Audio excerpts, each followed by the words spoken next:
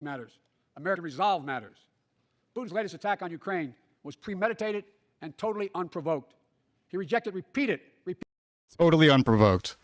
That that always fucking gets me. Totally unprovoked, and then this God, I can't get over this fucking speech about dictators and what happens when you don't push back against dictators. I'm like, fuck yeah, tell it how it is, Joe. What do we do to the dictators? Like, oh man. What it gets me also is this narrative that that Putin is just like this insane guy out to like annex every former like Soviet country, right, and to just expand his territory and all this stuff. But if you actually look at the history in 2015, after that region had started rebelling against Ukraine, the Donbass region, they started rebelling against Ukraine. They actually asked Putin if they could rejoin Russia, and he said no. He's like, nah, you can't rejoin. And then eventually and then earlier in February, he didn't adopt them as part of Russia. He just recognized their independence from Ukraine. That's what started it all. Right. And that's why I don't get where this new, it's a talking point, where this new talking point has come from, that Russia wants to, rebuild the former Soviet Union. I'm like, well, he's kind of doing a shit job at it. He's had all this time. Like, when's he going to do it? He didn't have an opportunity until now? I don't get the thought process there. Yeah, so Mama Germany, there's some sort of provocation. Yes, it's complicated in that, like, we're not saying that Putin is justified in invading Ukraine. No, fuck Putin. Like, he's very much is authoritarian. He very much is authoritarian. I kind of should be, I guess, clear there that, like, but the memes are fun and stuff, but like, fuck Putin. I fucking hate that guy. and the provocation is in terms of like it's like a continuous thing that's been going on for a couple decades now, because Russia was promised, I think back in the 90s, that NATO would not expand beyond like the borders that it had then, and then it's been increasingly adopting former Soviet countries into NATO, which is decidedly anti Russia, right? It's hostile to Russia, and so presence further and further towards the Russian border is an act of aggression, or is at least from Russia's point of view, is that, like, listen, you're bringing a hostile territory closer and closer. It's like if the Soviet Union never collapsed, and then the Warsaw Pact started integrating like Central American countries and shit. Right. It's just like, okay, well, the U.S. would look at that threateningly, and then God, absolutely. And then if there was a then if the Soviets sponsored a coup in Mexico, right, and then there was a bit of the Mexican people that said, hey man, like, we're not really part of them, we kind of want to be more friendly with you, but also just kind of independent, and then we said, we'll recognize that, and then the fucking Soviet bloc still continues to like shell those people, and then so Putin decides, hey, they can be useful to me, and I'm going to defend them, and so he basically has justifications that have been handed to him by the U.S. government and by NATO, that he can use as excuses to do a shitty thing. So it's like he's doing a shitty thing. He's using excuses that were handed to him by the West. And if we didn't do that, and if we hadn't had this pattern of provocation for decades, then he doesn't have the excuse to do that shitty thing. And so, there's both sides. Putin could be shitty, and also this is not unprovoked and not coming out of the blue. And Ukraine is most definitely not an innocent party here. And no, the U.S. is fucking definitely not an innocent party here. Ukrainian people, sure, can be innocent parties here.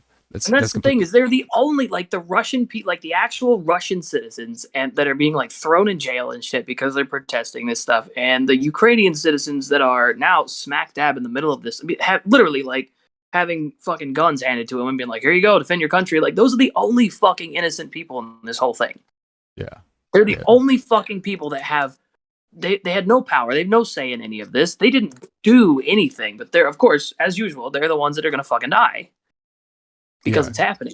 Like, Yeah, and so Ukraine hasn't been provoking Russia directly, but they have been basically on a bombing campaign against the Donbass region since the coup in 2014, because they view those people as Russian separate. Well, I mean, they are separatists. They want to be separate from Ukraine, and but they're still, Ukraine is calling them part of Ukraine, but also bombing them and calling them Russian separatists at the same time.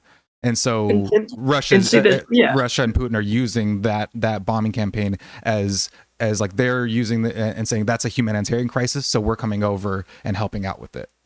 And yeah, it's just a big clusterfuck with the people. It's a huge clusterfuck. A lot of people, yeah. It's the people caught in the middle of it, which is the worst fucking part. A lot of people being massive shitbag opportunists. Repeated efforts at diplomacy. Yeah. He thought the West and NATO wouldn't respond. He thought he could divide us at home, in this chamber, in this nation. He thought he could divide us in Europe as well. But Putin was wrong. We are ready. We are united, and that's what we did. We stayed united. We prepared extensively and carefully. We spent months building coalitions of other freedom-loving nations in Europe and the Americas, from America to the Asian and African continents, to confront Putin. Like many of you, I spent countless hours unifying our European allies. We shared with the world in advance what we knew Putin was planning, and precisely how he would try to falsify and justify his aggression. We countered Russia's lies with the truth. And now that he's acted, the free world is holding him accountable, along with 27 members of the European Union, including France, Germany, Italy, as well as countries like the United Kingdom, Canada, Japan, Korea, Australia, New Zealand, and many others, even Switzerland, are inflicting pain on Russia and supporting the people of Ukraine. Putin is now isolated from the world more than he has ever been. Together. And of course, we can't mince that punishing Russia is punishing ordinary people who are just trying to live out their lives in Russia. And I mean, all the stuff that they're doing it's not really gonna hurt any of the people that are like at fault for this. It's they're sanctioning, they're doing all this stuff, and you got people that literally can't buy fucking food right now because they can't access any of their money and stuff. They can't access the way that they pay for stuff. And it's like, how is that hurting Russia? Like, I mean, I saw a post from, that Dasha person on Tumblr. I don't follow them. I don't really like them too much. But also, I mean... It doesn't mean that I think they need to starve to death. Like, but also political disagreements fall aside, Yeah, it's like they're just another we're individualists. We believe in, in human rights and individual rights. And it's like, okay, well, you could be a dickbag and I don't like you. But also, so they do art, commission art through PayPal, and PayPal has denied like Russian accounts or whatever. Right. They're not, and so they have no way of earning their mony the way that they normally do, just out of the fucking blue, from no fault of their own. And it's all performative. This is punishing Putin. This is and then on our end, I feel I put $30 in my tank for a third, or no, I put $30 for a third of a tank. And that was like a cheaper part of California. I got it for $5.40 a gallon, and I was shocked. And then I started seeing the fucking photos of downtown LA with like $7. Oh my god! I mean, it hasn't quite. I'm literally on the the other end of the United States from you, but like it's still getting high around here. I mean, $3-4 a gallon is, and you're looking at the difference in cost of living and stuff. It's fucking unheard of here. Oh yeah, like that is insanely expensive for here. Like on average, like people think $2.5, maybe $3 is getting expensive. The fact that it's like up to $4 already and still just going, like people are legitimately getting a little freaked out because like stuff just doesn't get that expensive around here. Yeah, and of course we can see it. When we're filling up our own tanks, but just imagine like the large scale implications of all, like trucks, like actual shipping, costs. Yeah. We thought we were seeing a shipping crisis before. It's gonna get what happens when it like literally like entire fleets of groceries take double the amount cost to just to transport. That's if they can. I mean, at some point you're going to hit, you're going to hit critical mass, and they're literally not going to be able to afford to even move these goods. And like, meanwhile, we're canceling pipeline projects, like, yeah, yeah. and we're saying we're gonna like sanction them, and like, this is just nuts. Like, and this is, we're coming together to punish Russia and punish Putin, and like that's what this is being, marketed as. framed as. Yeah, exactly. Together. Oh God. Together. The assholes clapping like lemmings. Oh yeah. Together, along with our allies, we are right now enforcing powerful economic sanctions. We're cutting off Russia's largest banks from the international financial system, preventing Russia's central bank from defending the Russian ruble, making Putin's $630 billion war fund worthless. We're choking. Yeah, Russia's we'll just access. collapse the fucking Russian Russia's economy, and access that'll hurt Putin. Forget all the people you starved to death because of it. No big deal. Oh, actually, so one really, really, really good video on this whole topic is Scott Horton's recent speech. He did it, I think, a couple days ago. Must have been like 4 or 5 days ago, and I forget where it was, but it's on his podcast and on his YouTube. And it's like almost 2 hours long, and it goes through like from like Bush Senior administration on up. And goes over like the whole Ukraine situation and everything. But like one thing that he highlighted towards the end of it was just the ridiculousness. Well, so there's the one on the one end, there's the very, very real threat of just wiping out all life, in civilization, right? In the US and there. But then on the other end, the actual military, like their actual military like budget and their actual capacity itself is like it's just very low. Like they spend like a fraction, like a small fraction of what we do on defense and stuff, and to think that like, oh, their defense budget would otherwise enable them to like do all these crazy things, but like it's only our sanctions that are saving the day. It's just not fucking true. It's just, holy shit, these people have their heads up their own ass. It's amazing. And again, it's like you're putting these economic sanctions on a country that, I mean, if you look at the actual, I guess you call it an index, like they're not exactly a first world country. Like there's a lot of impoverished people in Russia. They're already having a hard time, and now they're getting hit with like this kind of shit. Yeah, like it's just. I just can't fucking understand how it's being framed as a good thing. Yeah, and how like it's only these like factions of people that are just like naturally inclined to be hugely critical of like anything we hear from these people's mouths. Like it seems like only these types of people are really the ones who are like, come on, motherfucker, like this is bullshit. This is all dumb. I mean, yeah, it's obviously, and I feel like it's probably a little bit of it is a leftover from the 2016 Russia's doing all this stuff to try to influence the election, blah blah blah. It was like the beginning of like the fucking Red Scare 2.0, except now it's fake. it's fucking insane. Yeah. It's a technology that will sap its economic strength and weaken its military for years to come.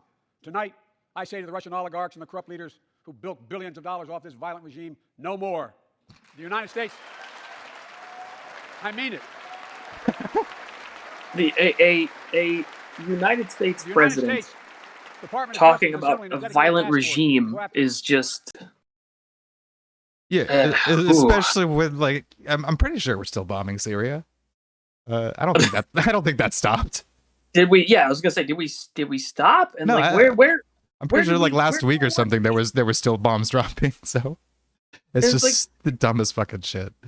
And again, it's like all the people in that fucking room that are clapping about this, like it's true, like are part of the fucking machine. Like they know it's bullshit. Mm-hmm. The crimes of the Russian oligarchs. We're joining with European allies to find and seize their yachts, their luxury apartments, their private jets. We're coming for your ill-begotten gains. And tonight, I'm announcing that we will join our allies in closing off American airspace to all Russian flights, further isolating Russia and adding additional squeeze on their economy. Yeah, squeeze the economy. Mhm. Good He idea. has no idea what's coming. The ruble has already lost 30% of its value. The Russian stock market has lost 40% of its value. And that affects the rich the most, not the poor the most. We all know that. Well, it's like, I feel like people have this fundamental misunderstanding of like what this really means, because they're like, oh, the stock market's losing money. Only people that own stock are losing money because of this. And it's like, dude, he's talking about devaluing the currency of an entire country by 30%.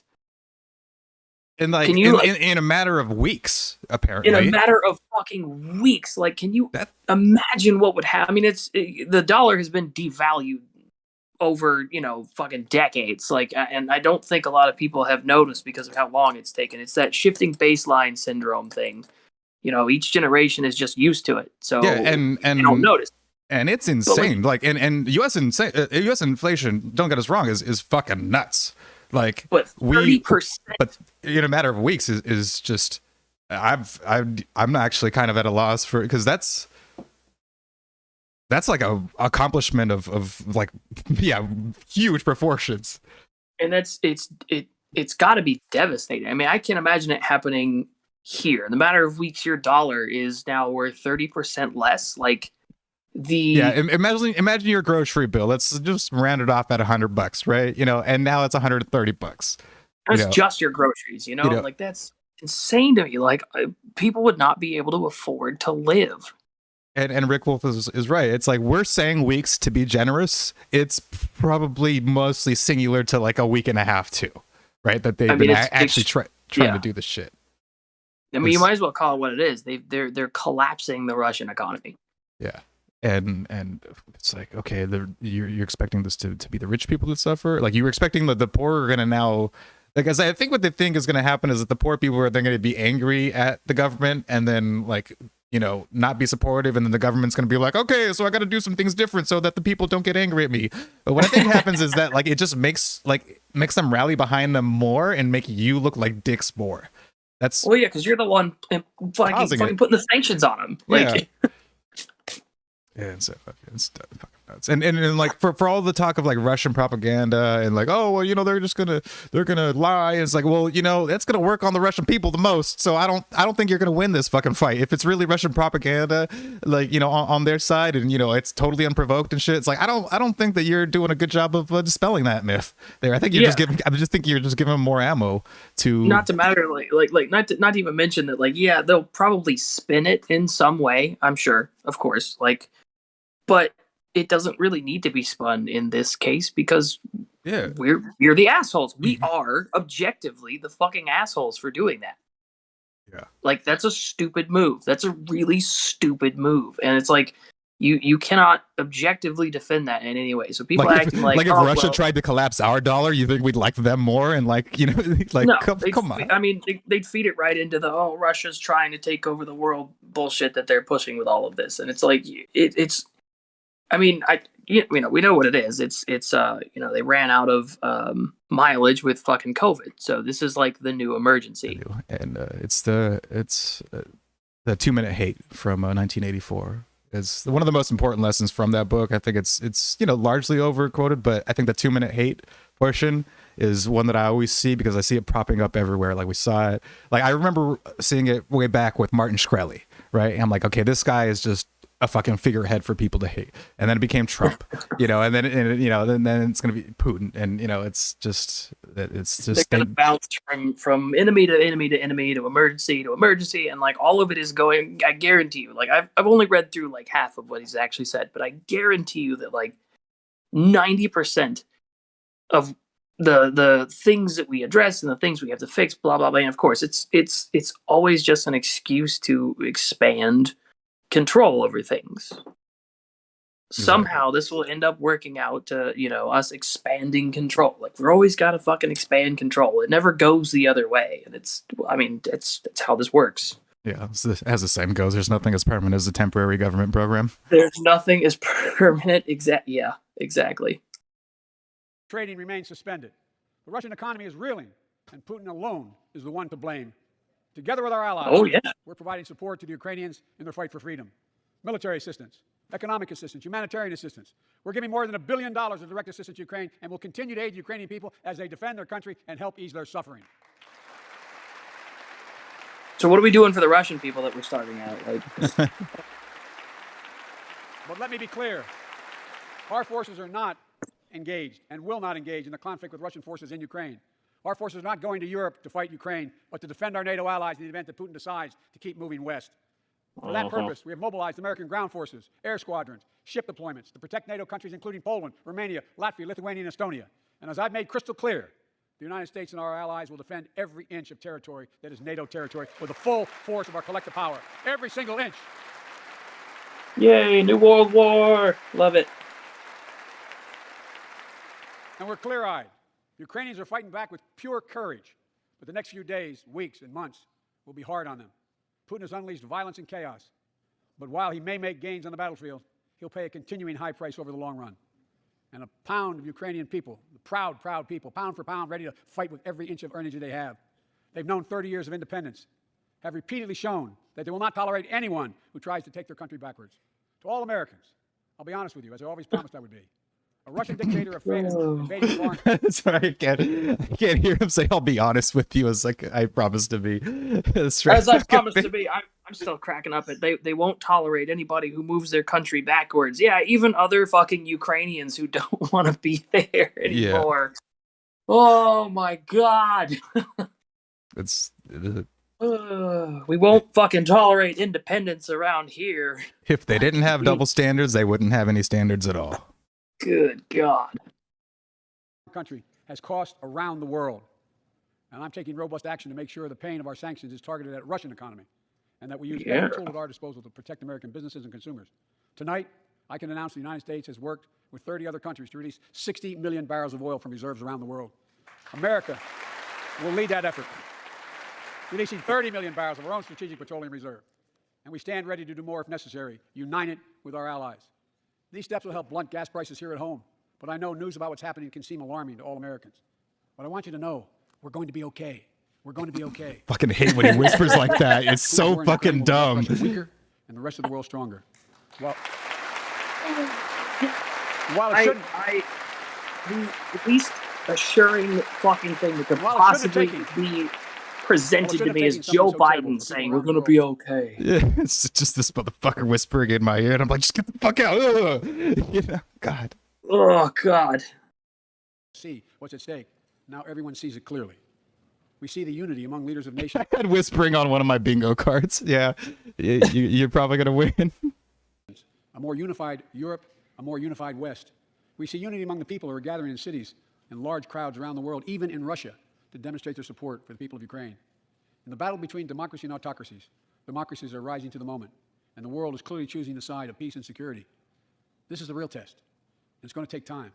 So let us continue to draw inspiration from the iron will of the Ukrainian people. To our fellow Ukrainian Americans who forged a deep bond that connects our two nations, we stand with you. We stand with you. Putin may circle Kyiv with tanks, but he'll never gain the hearts and souls of the Iranian people. He'll never extinguish their love of freedom, and he will never weaken the resolve of the free world. Funny is the transcript on whitehouse.gov does not say Iranian. They changed it. They specifically just changed it to say Ukrainian. That is obviously not what he said. Yeah. Well, I think they definitely printed the speech that he was reading rather than the speech that he said. Well, it's like there's other parts where it's like they've obviously like transcripted like his little I mean, he always gets a few. He's little gaffes, but it's like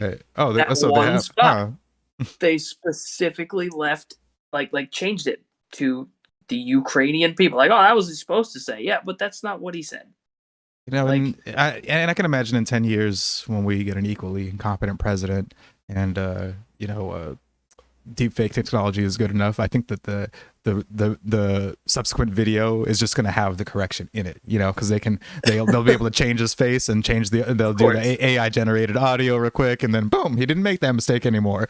You know, pay no attention to the memory hole. What's nuts is it's like if it had been like I guess a less, I wouldn't call him less popular, because I don't think that Joe Biden is a popular president by the long shot. Most people less defended by the mainstream media. There you go. If it had been somebody less defended by the mainstream, that's perfect.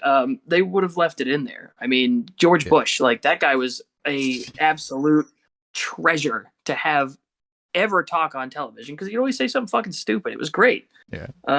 But like, it's all there. Like, people know what happened. They would play the clips of it and stuff, and you'd laugh about it. But like, there's no way they would change that on the actual page if it was somebody like that. But it's Joe Biden, man. We gotta fucking defend this guy because this was the guy that we heard for the whole election that it's either Joe Biden or Orange Hitler.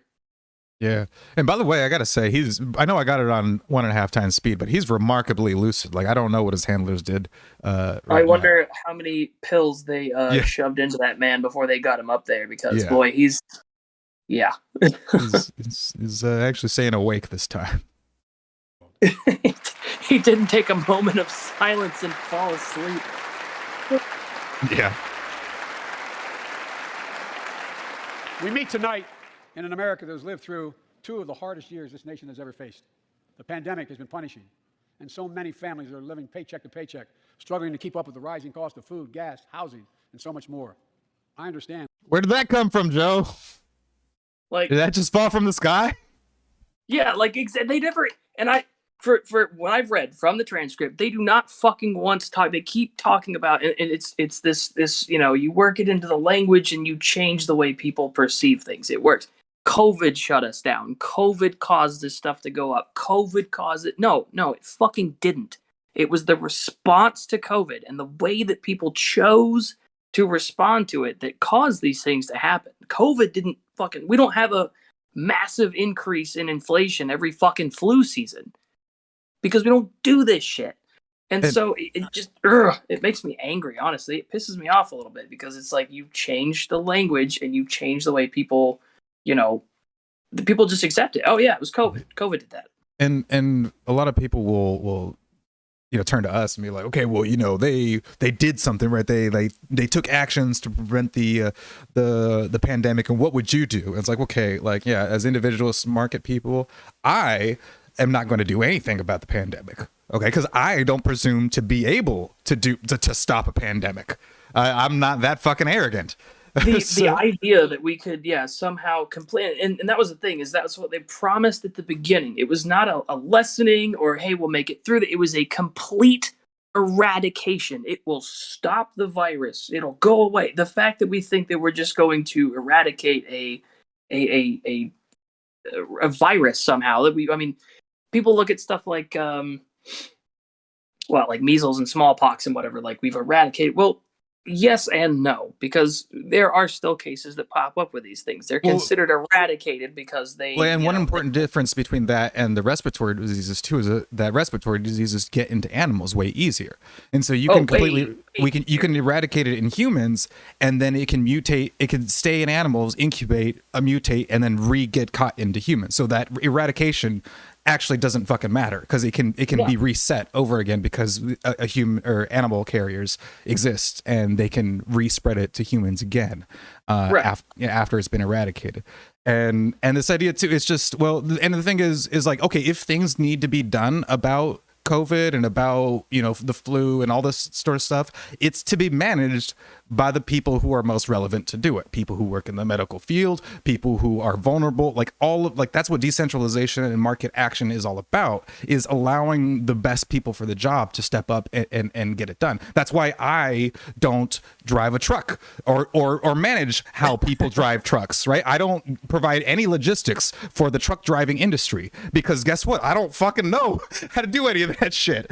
And so that's why, and the government does, the truck driving industry does great as long as the government's not involved in shutting them down, because that's their job to do that shit. And it's not my job to figure that shit out. In the same way that, politicians shouldn't be managing the entire country's medical situation. That's stupid.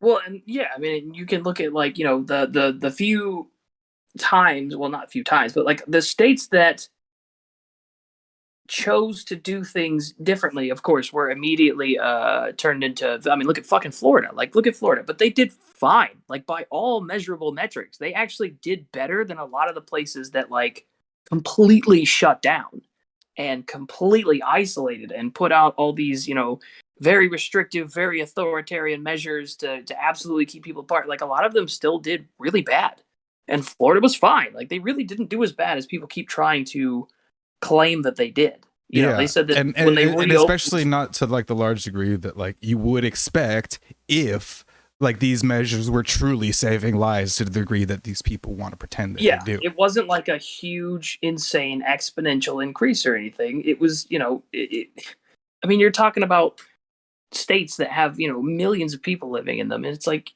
it's a respiratory virus. You're going to have some kind of increase. You can't stop it. You just can't. But and no, like, COVID is the one that tanked our economy, and and that's it was COVID. It wasn't the response to it. That's how the language always seems to be. It's just it's insane, and people accept that. They go, absolutely yes, this all happened because of COVID. Every chance I get, I make sure to fucking correct it. Whenever people are like, oh, this pandemic and stuff, it's like no. Lockdowns is what fucking did this shit, and restrictions is what did this shit. We're in a pandemic. Somebody coughing for a bit, or even being hospitalized with the respiratory disease, in the greater, or that they didn't cause like restaurants to shut down. Like people getting sick does not cause restaurants to shut down. It's fucking not being able to seat 75% of your fucking customers that causes your restaurant to shut down. And I know because I had a restaurant shut down. I used to have 2 jobs before COVID came around, and then one of those restaurants closed completely. There's a lot of stuff that's closed around here. I mean, recently, it's gotten better, but like, yeah. I mean, there's tons of places that just didn't make it here all the time. And that was even in 2020, like towards the end of 2020, there were statistics of like upwards of 100,000 businesses that had closed permanently. Like that in 2020, right? Like that's so considered like now, this far much later. Which feels like, honestly, it's been 2 years. It feels like it's been like fucking 8. It feels like it's been an insane amount of time. Yeah. And like many of you did, my dad had to leave his home in Scranton, Pennsylvania to find work. So like many of you, I grew up in a family when the price of food went up, it was felt throughout the family. It had an impact. That's one of the first things I did as president was fight to pass the American Rescue Plan. Because people were hurting. We needed to act, and we did. Few pieces of legislation have done more at a critical moment in our history to lift us out of a crisis. It fueled our efforts to vaccinate the nation and combat COVID-19. Really? Wait, I didn't know that he did any of this shit because the prices still kept going up. Yeah, where was the impact of that? Like, where was the are we talking about specifically certain areas or what? Because like, at no point did I experience a day in the last couple of years where prices suddenly dropped a little bit. Oh, there's some relief. Like people would have fucking talked about it if they had noticed it. Yeah, and like it's like everything because like people talk about like the price of meat and stuff, and it's not only that. It's like things like rolled oats. You think that like maybe like a food like rolled oats would be immune from like I don't know, like a lot of these effects because it's so cheap, right, and abundant, and like it's just it's a staple grain that's known for being just cheap and stuff, and like that increased by like 30-40% at the supermarket. It used to be like $1, and then it was like $1.30, $1.40, and like it's still cheap compared to like most foods, but like that's a huge increase for a very, very cheap food. That's a huge jump for something that's that cheap normally, and especially something that's that it's not like it's hard to produce those. You can produce those massive quantities. So even a small jump in price for that kind of thing is, I don't think it's a canary in the coal mine sort of situation. Yeah, exactly. It's an indication that something is not good. Fucking wrong. And right now I'm drinking on a Lagunitas IPA because I needed something to wash this speech down with. Delivered immediate economic relief to tens of millions of Americans. It helped put food on the table. Remember those long lines of cars waiting for hours just to get a box of food put in their trunk? It cut the cost of health care insurance. And as my dad used to say, it gave the people just a little bit of breathing room. Unlike the $2 trillion tax cut passed in the previous administration that benefited the top 1% of Americans, the American Rescue Plan... Again, so the tax cut, right, that benefited the top one, but also benefited everybody else too. It's also usually not a great, and I mean, this, a lot of people, it's not just Joe Biden, a lot of administrations are guilty of it, but it's usually not a good sign if you have to point back to the person before you to prove that you did something. Yeah. Like it happens a lot. I mean, I'm not saying that like previous administrations have not done it. Honestly, everybody fucking does it. Well, I'm better than the last guy, but honestly, it's like, like, at least I'm better than the last guy. But it's like, okay, your point of comparison is somebody shitty though, so I don't really give a shit about that. You know, it's like, oh, you're better than somebody shitty. Okay, all you have to do is be not as shitty. That's not an accomplishment. Better. You can claim that you've done something, and it's I don't know. Yeah. Oh, Jenny, Bunny Lee, like a fucking jug of apple cider vinegar jumped from $9 to $18 at Walmart in a year. Yeah, that's fucking insane. That is nuts. The American Rescue Plan helped working people and left no one behind. Folks, and it worked. It worked. It works, he said. It works. By what fucking metrics? It worked. We created jobs, lots of jobs. In fact, our economy created over 6.5 million new jobs just last year. More jobs in 1 year. No, that's an interesting one. Well, were the jobs fucking created, or were those jobs that were I mean, what are we measuring by here? Like, how did you? Well, so the jobs created in 2021 after one of the most job-destroying years that we've come across in our lifetimes. Yeah, I mean, it's easy to say, hey, I made 6.5 million jobs. In the previous year, I may have destroyed 6.7 million jobs. But hey, we created those new ones to fill up all the people that were out of work that I caught. It's like, what? They didn't just pop out of thin air. And like the idea that we've had this huge upsurge in economic growth, it's like, where is it coming from? Where did the economic growth come from? Like, and from what? It's like there's only one way to go up, from the bottom. So if you say I've created growth, where's your starting point? Yeah. It's like those graphs that like are super zoomed in, and then like when you zoom out, it's like, oh well, it was way bigger back then. So you're fucking lying your ass off to me here. Like, absolutely. More in the history of the United States of America. The economy grew at a rate of 5.7 last year, the strongest growth rate in 40 years. And the first step in bringing fundamental change to our economy that hasn't worked for working people in this nation for too long. For the past 40 years, we were told that tax break for those at the top and benefits would trickle down and everyone would benefit. But that trickle-down theory led to a weaker economic growth. I hate that so much. It's one of the most triggering fucking things I can ever fucking hear from these motherfuckers' mouth. Trickle-down economics. Fuck you and your stupid fucking trickle-down economics bullshit. Oh my God. Oh my fucking God. It's not real. Trickle-down economics isn't real. It's not a real economic theory. No economist has ever talked. There's no economist who has a book, Trickle-Down Economics and its effect. It's a political fucking tool. It's a talking point that does not exist. There is no economic strategy called trickle-down economics. It's not we give tax cuts to rich people and then it trickles down. Like, that's not what supply-side economics is. So stop saying that shit. Fuck. But you have to say it because it's something that your average person, your average, fucking dipshit can just seize onto and be like, fuck yeah, trickle down economics, man. It's terrible. It's like look, lowered taxes mean it spurs savings, and the only way that you can open businesses and grow economies is to save money and then invest it into something worthwhile, like your own business or whatever. But the thing is, if you're taxed to the point where you can't save that fucking money, then the fucking economy doesn't grow. Okay, and it's nothing to do with giving rich people more money. Shut the fuck up! I mean, like, God damn it. They people don't. A lot of people don't. I don't know if they don't know. I don't know if they realize. They probably heard about it. You're talking about these. Keynesian economics, where you don't want people to save money. You don't want people to be able to quote unquote hoard wealth. Which is always this fucking annoying ass. Yeah, because they say save, spending. And I hear that. Oh yeah, just like the arguments for the minimum wage. But like, then the poor people have more money, and then they spend more money, and that drives the economy. And it's like, no, spending does not drive economies. Savings drives economies. Oh, it's Keynes, by the way, John Maynard Keynes. There you go. Thanks. If you only see it in writing, then it's a weird fucking name.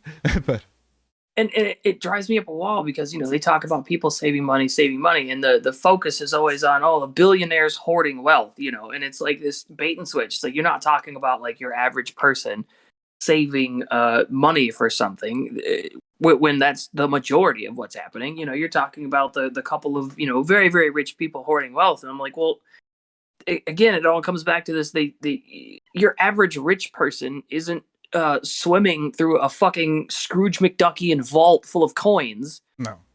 Yeah, it's their money is well, if they're smart, right? If they got to be billionaires because they're smart and know how to make money, then they're invested in something, and that investment is producing something that is making them money back.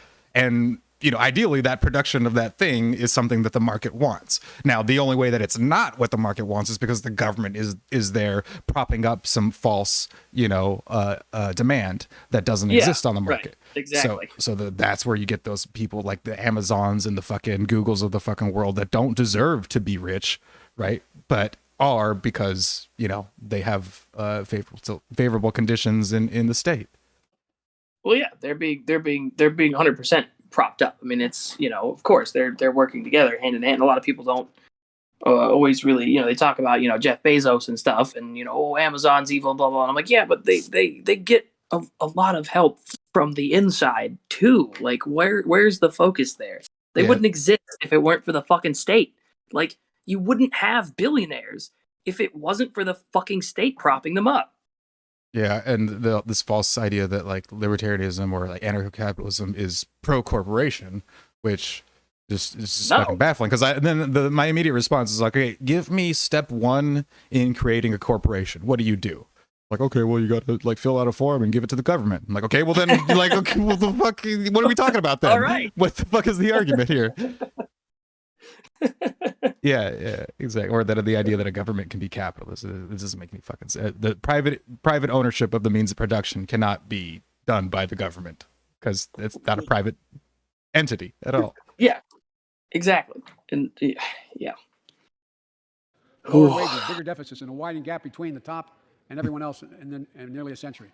Look, Vice President Harris and I ran for office, and I realize we have fundamental disagreements on this, but ran for office with a new economic vision for America. Invest in America. Educate Americans. Grow the workforce. Build the economy from the bottom up and the middle out, not from the top down. Because we know. Because when the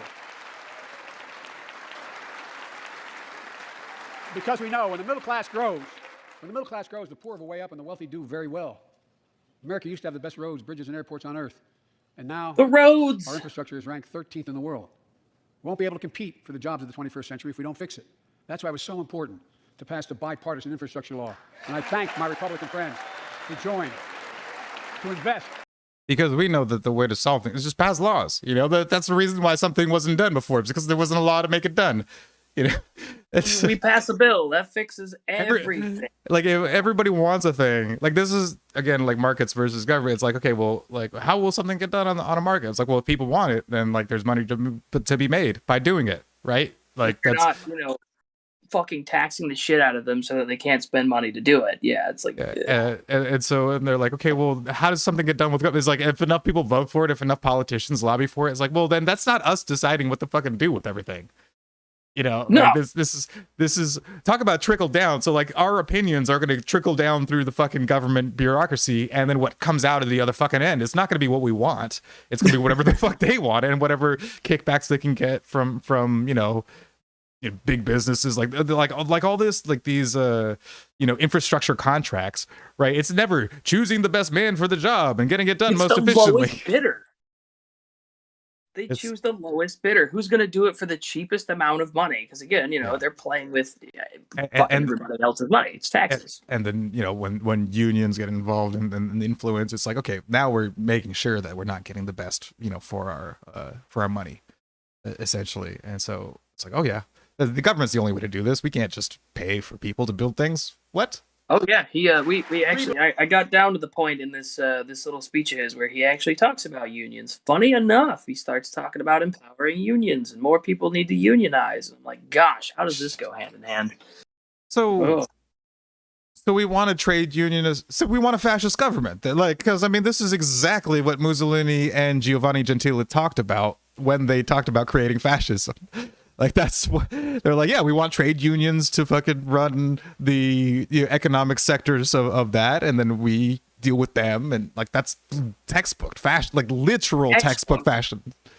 Textbook, like from the source. I mean, if you really get all the way back down to it, you had Mussolini and I mean, I don't think it gets talked about enough that like he was definitely the kind of, well, not even the kind of person. He read a lot of Marx. He just didn't think that communism went far enough.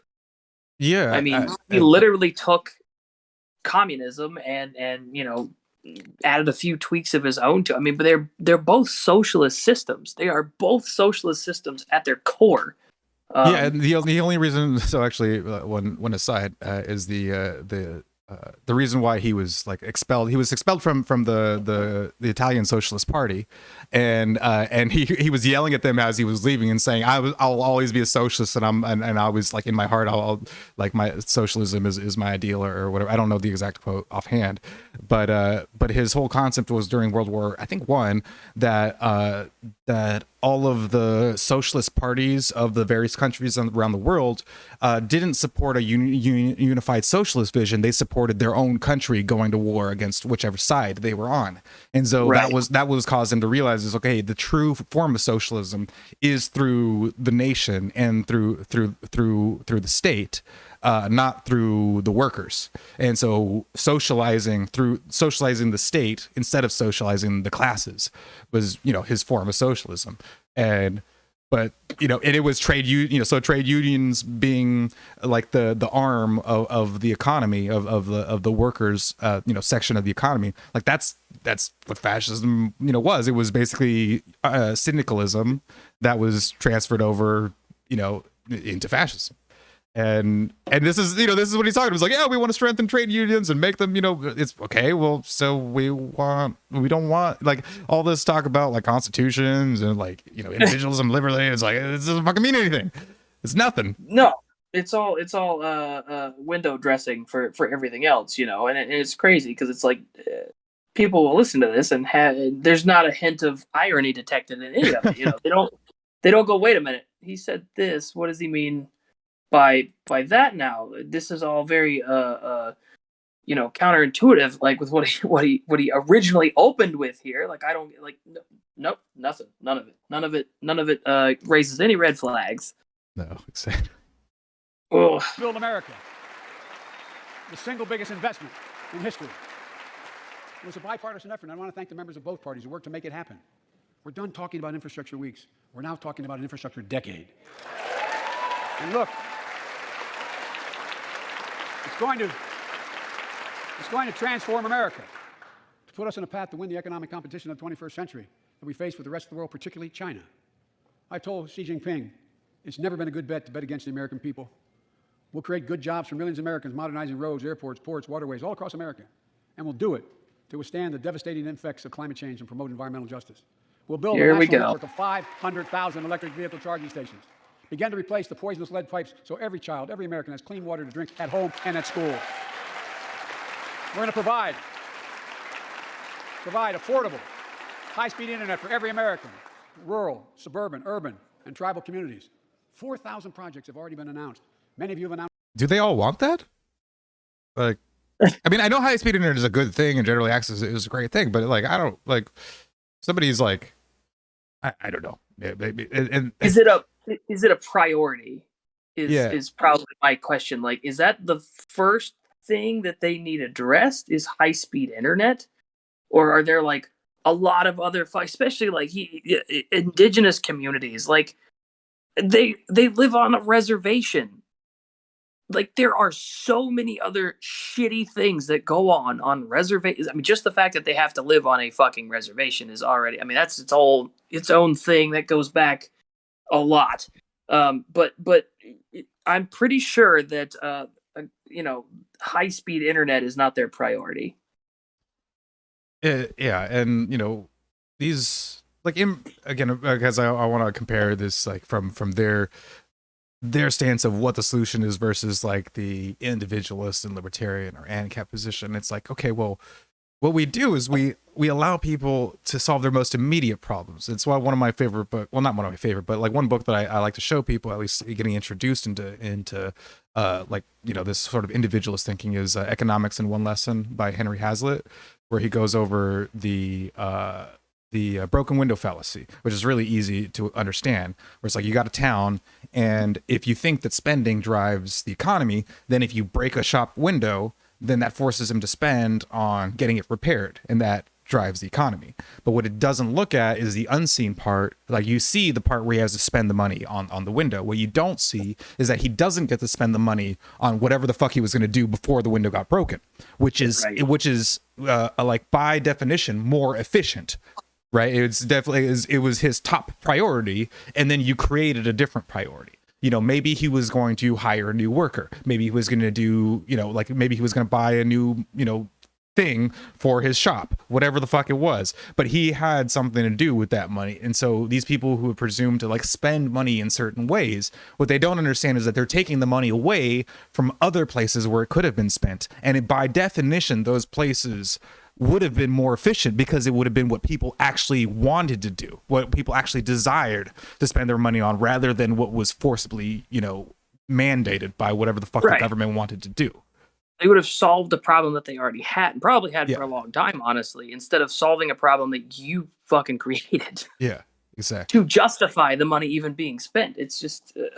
And actually, we have like, I know Jenny said this before on a different pause, but like where the like sign language chick is paused, like, that she always seems to come up on the perfect, like, you know, just I don't know. That also looks like fuck this shit as well. Like maybe every sign just looks like fuck this shit when you pause it. I don't know. Announce them in your districts. And tonight, I'm announcing that this year we will start fixing over 65,000 miles of highway and 1,500 bridges in disrepair. And folks,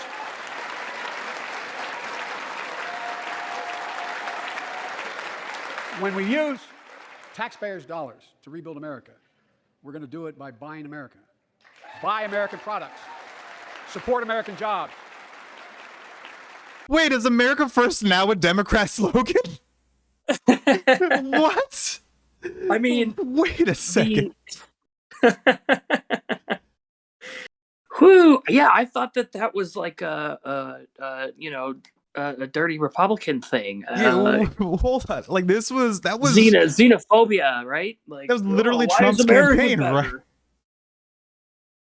That was literally Trump's. Okay, like America First isn't the only talking point he steals before this is over. Okay. That, I mean, obviously, I mean, you know, it's coming up, and then you still have, you know, another 2 years. You have another election. I mean, I think this is whoever. I do not for a second believe that Joe Biden wrote this fucking speech. I mean, obviously, nobody. I don't think anybody believes that, but every president has speech writers. But yeah, this is like This is definitely, I'd say 100%, just one of those attempts to make Joe Biden more approachable to your average kind Joe. of neoconservative. Like, oh well, he's, you know, more. Yeah, exactly. I mean, you know, he's trying to reach across the aisle, quote unquote. I fucking hate that DTM. I hardly believe Joe gives his own speeches. Yeah, exactly. And but it's like, yeah, now we're reversing all this stuff. I mean, 2 years ago, you know, Trump saying this kind of shit. Oh, Trump's a nationalistic fascist, blah, blah, blah. But now Joe Biden says it. Holy fucking shit. You know, your average liberal loves it. And it's like, it's just, ugh. Yeah, again, if they didn't have double standards, they would have none. It wasn't that long ago. It feels like it's been forever, but it's only been 2 years ago. It's not like there's this huge generational gap where people just either didn't experience it or forgot it. Like, it wasn't that long ago, and the exact same people have now pulled a 180 on stuff like this. And it's nuts that they don't even realize it. Yeah. And it was sort of crazy to me when I was again reading 1984, to bring it back to that you know, they had that part where they like changed the war, right? Where they're like, you know, they had the three countries, and it's like, okay, well, now we're at war with you know, was it Eurasia, East Asia, and Oceania. So it's like Oceania is at war with East Asia, and then they change it like a couple years later and like, oh, now Oceania is at war with Eurasia, and it's allied with East Asia, and it always has been, always was, you know, Always and has it always was, and they changed it, and everybody believed it, and everybody bought it, and I thought, well, that's kind of silly, you know, like everybody just buys that shit. I don't know about that. And it's happening like real time. Like I know a lot of people reference 1984, and it's like it's one of those like, you know, stereotypes. Yeah, exactly. It's but it's like when it actually starts fucking happening in real time, it just kind of becomes this like surreal. You know, you're like, is this actually happening? Like, it couldn't possibly be. You're almost gaslighting yourself, like, you know, when you're like looking at it, you're like, I'm crazy, right? Like, there's no way that this is just playing out exactly like it did in the fucking book. And it keeps happening. I mean, even with like historical stuff, you look, it's very easy to look back and criticize stuff that happened in the past and be like, how could people have done this? But then you see it fucking happen right in front of you again. And it's worse because it happened before and we know it happened before, but we're just going to repeat the same fucking mistakes over and over and over again. It's nuts. Yeah. Some wild times for sure. The federal government spends about $600 billion a year to keep this country safe and secure. There's been a law in the books for almost a century to make sure taxpayers' dollars support American jobs and businesses.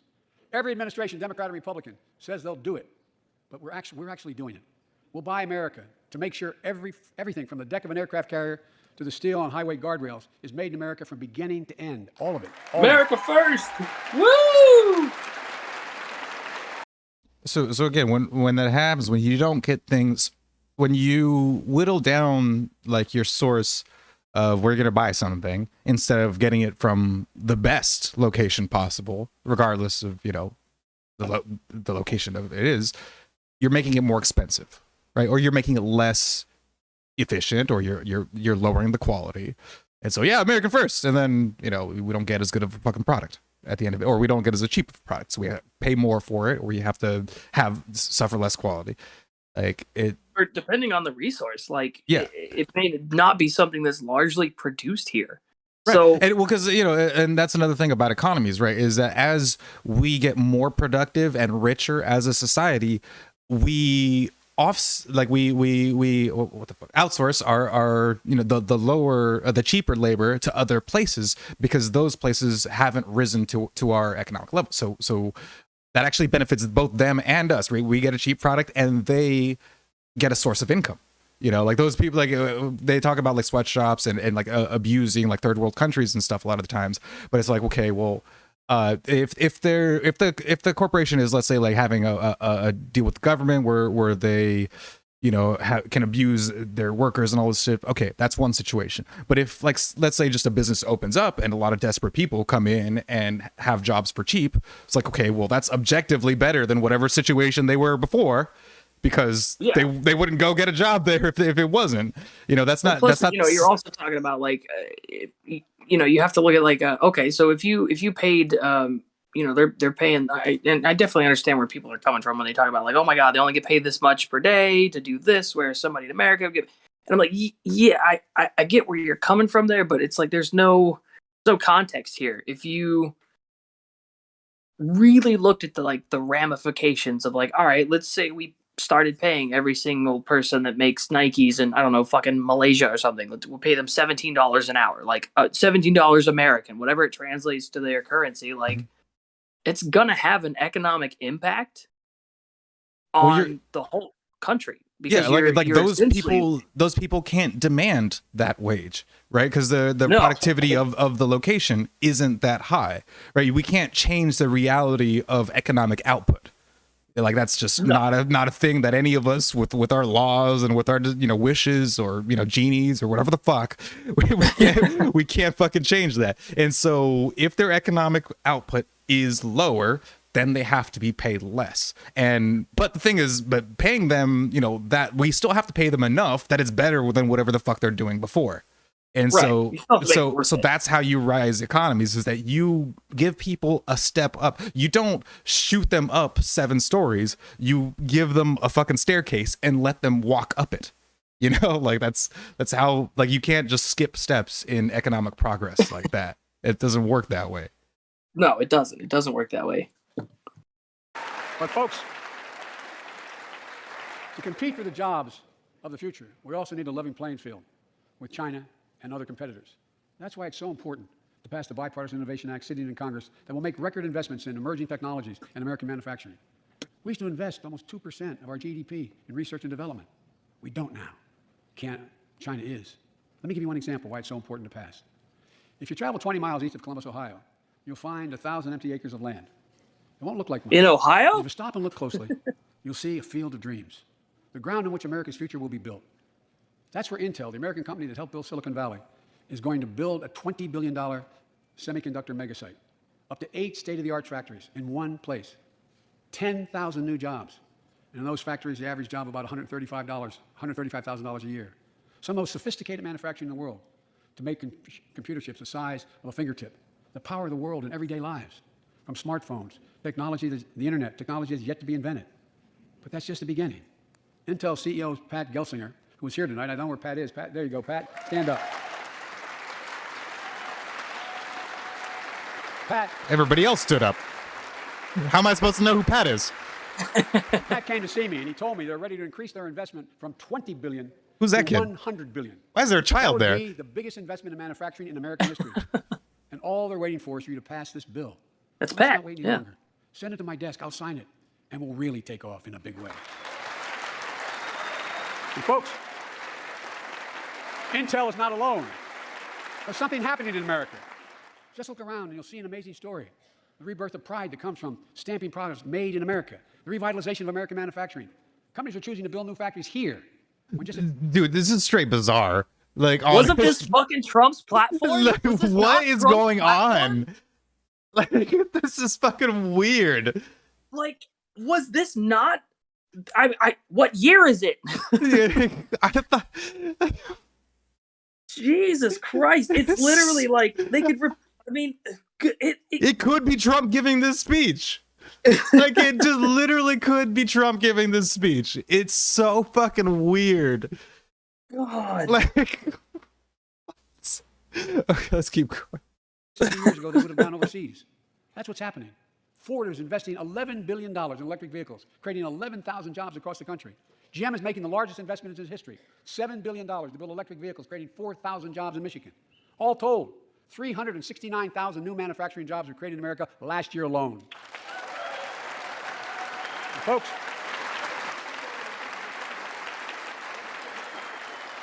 powered by people I've met like JoJo Burgess from generations of union steelworkers in Pittsburgh, who's here tonight. Where are you, JoJo? There you go. Thanks, buddy. As Ohio, stand up, JoJo. As Ohio Senator Sherrod Brown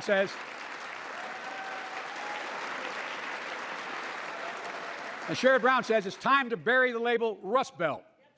It's time to see what used to be called the Rust Belt become the home of a significant resurgence of manufacturing. Oh, he's slipping. And with all the bright spots in our economy. I thought he was going to say the something else belt. You know, like that's what it is. That's not the Rust Belt. It's the must belt. I don't know. Like, I just came up with that on the fucking fly. It's not the Rust Belt. It's what used to be called the Rust Belt. Something else now. It's the better belt where things are good. The other belt. The belt that holds up your pants when you. Jesus Christ. Oh. Record job growth, higher wages. Too many families are struggling to keep up. Actually, I'm gonna put that on regular speed for a second. Sherrod Brown says it's time to bury the label Rust Belt. Okay. It's time to see the. This is much better when it's not 1.5 speed. Whoa. As Ohio Senator Sherrod Brown says,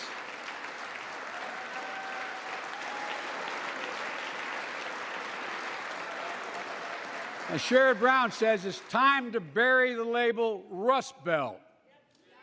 It's time to see the what used to be called the Rust Belt become the home of a significant resurgence of manufacturing.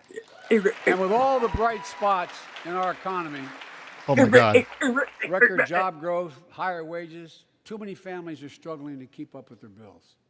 Inflation is robbing them of gains they thought otherwise they would be able to feel. Okay, I take that back about him sounding more loose. I think it was just the 1.5 speed that was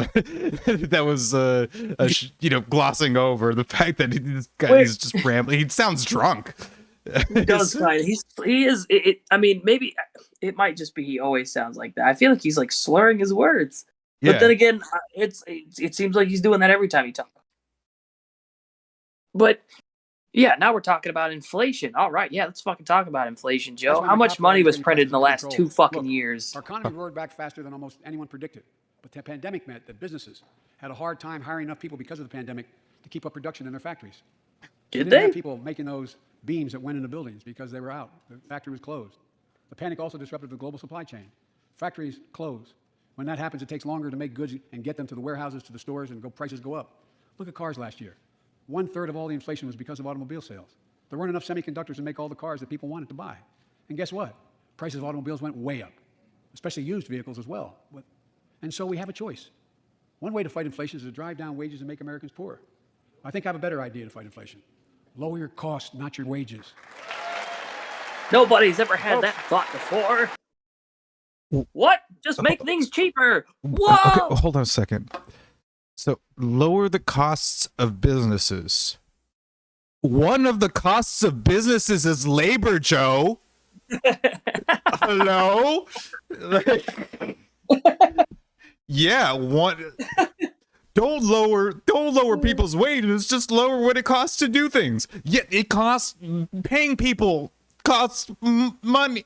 What? Well, he talks about, like, I'm pretty sure later he talks about, it might even be in this segment, he talks about, we got to raise the federal, minimum wage to $15 and stuff. And I'm like, that's literally an increase in a cost of businesses. Like, that's not going to make things go down. Stupidest fucking shit ever. It's going to cause even more inflation. Yeah, you weren't fucking kidding when you said this shit was a fucking doozy. Holy shit. Boy, you think it gets better. It gets better, I promise.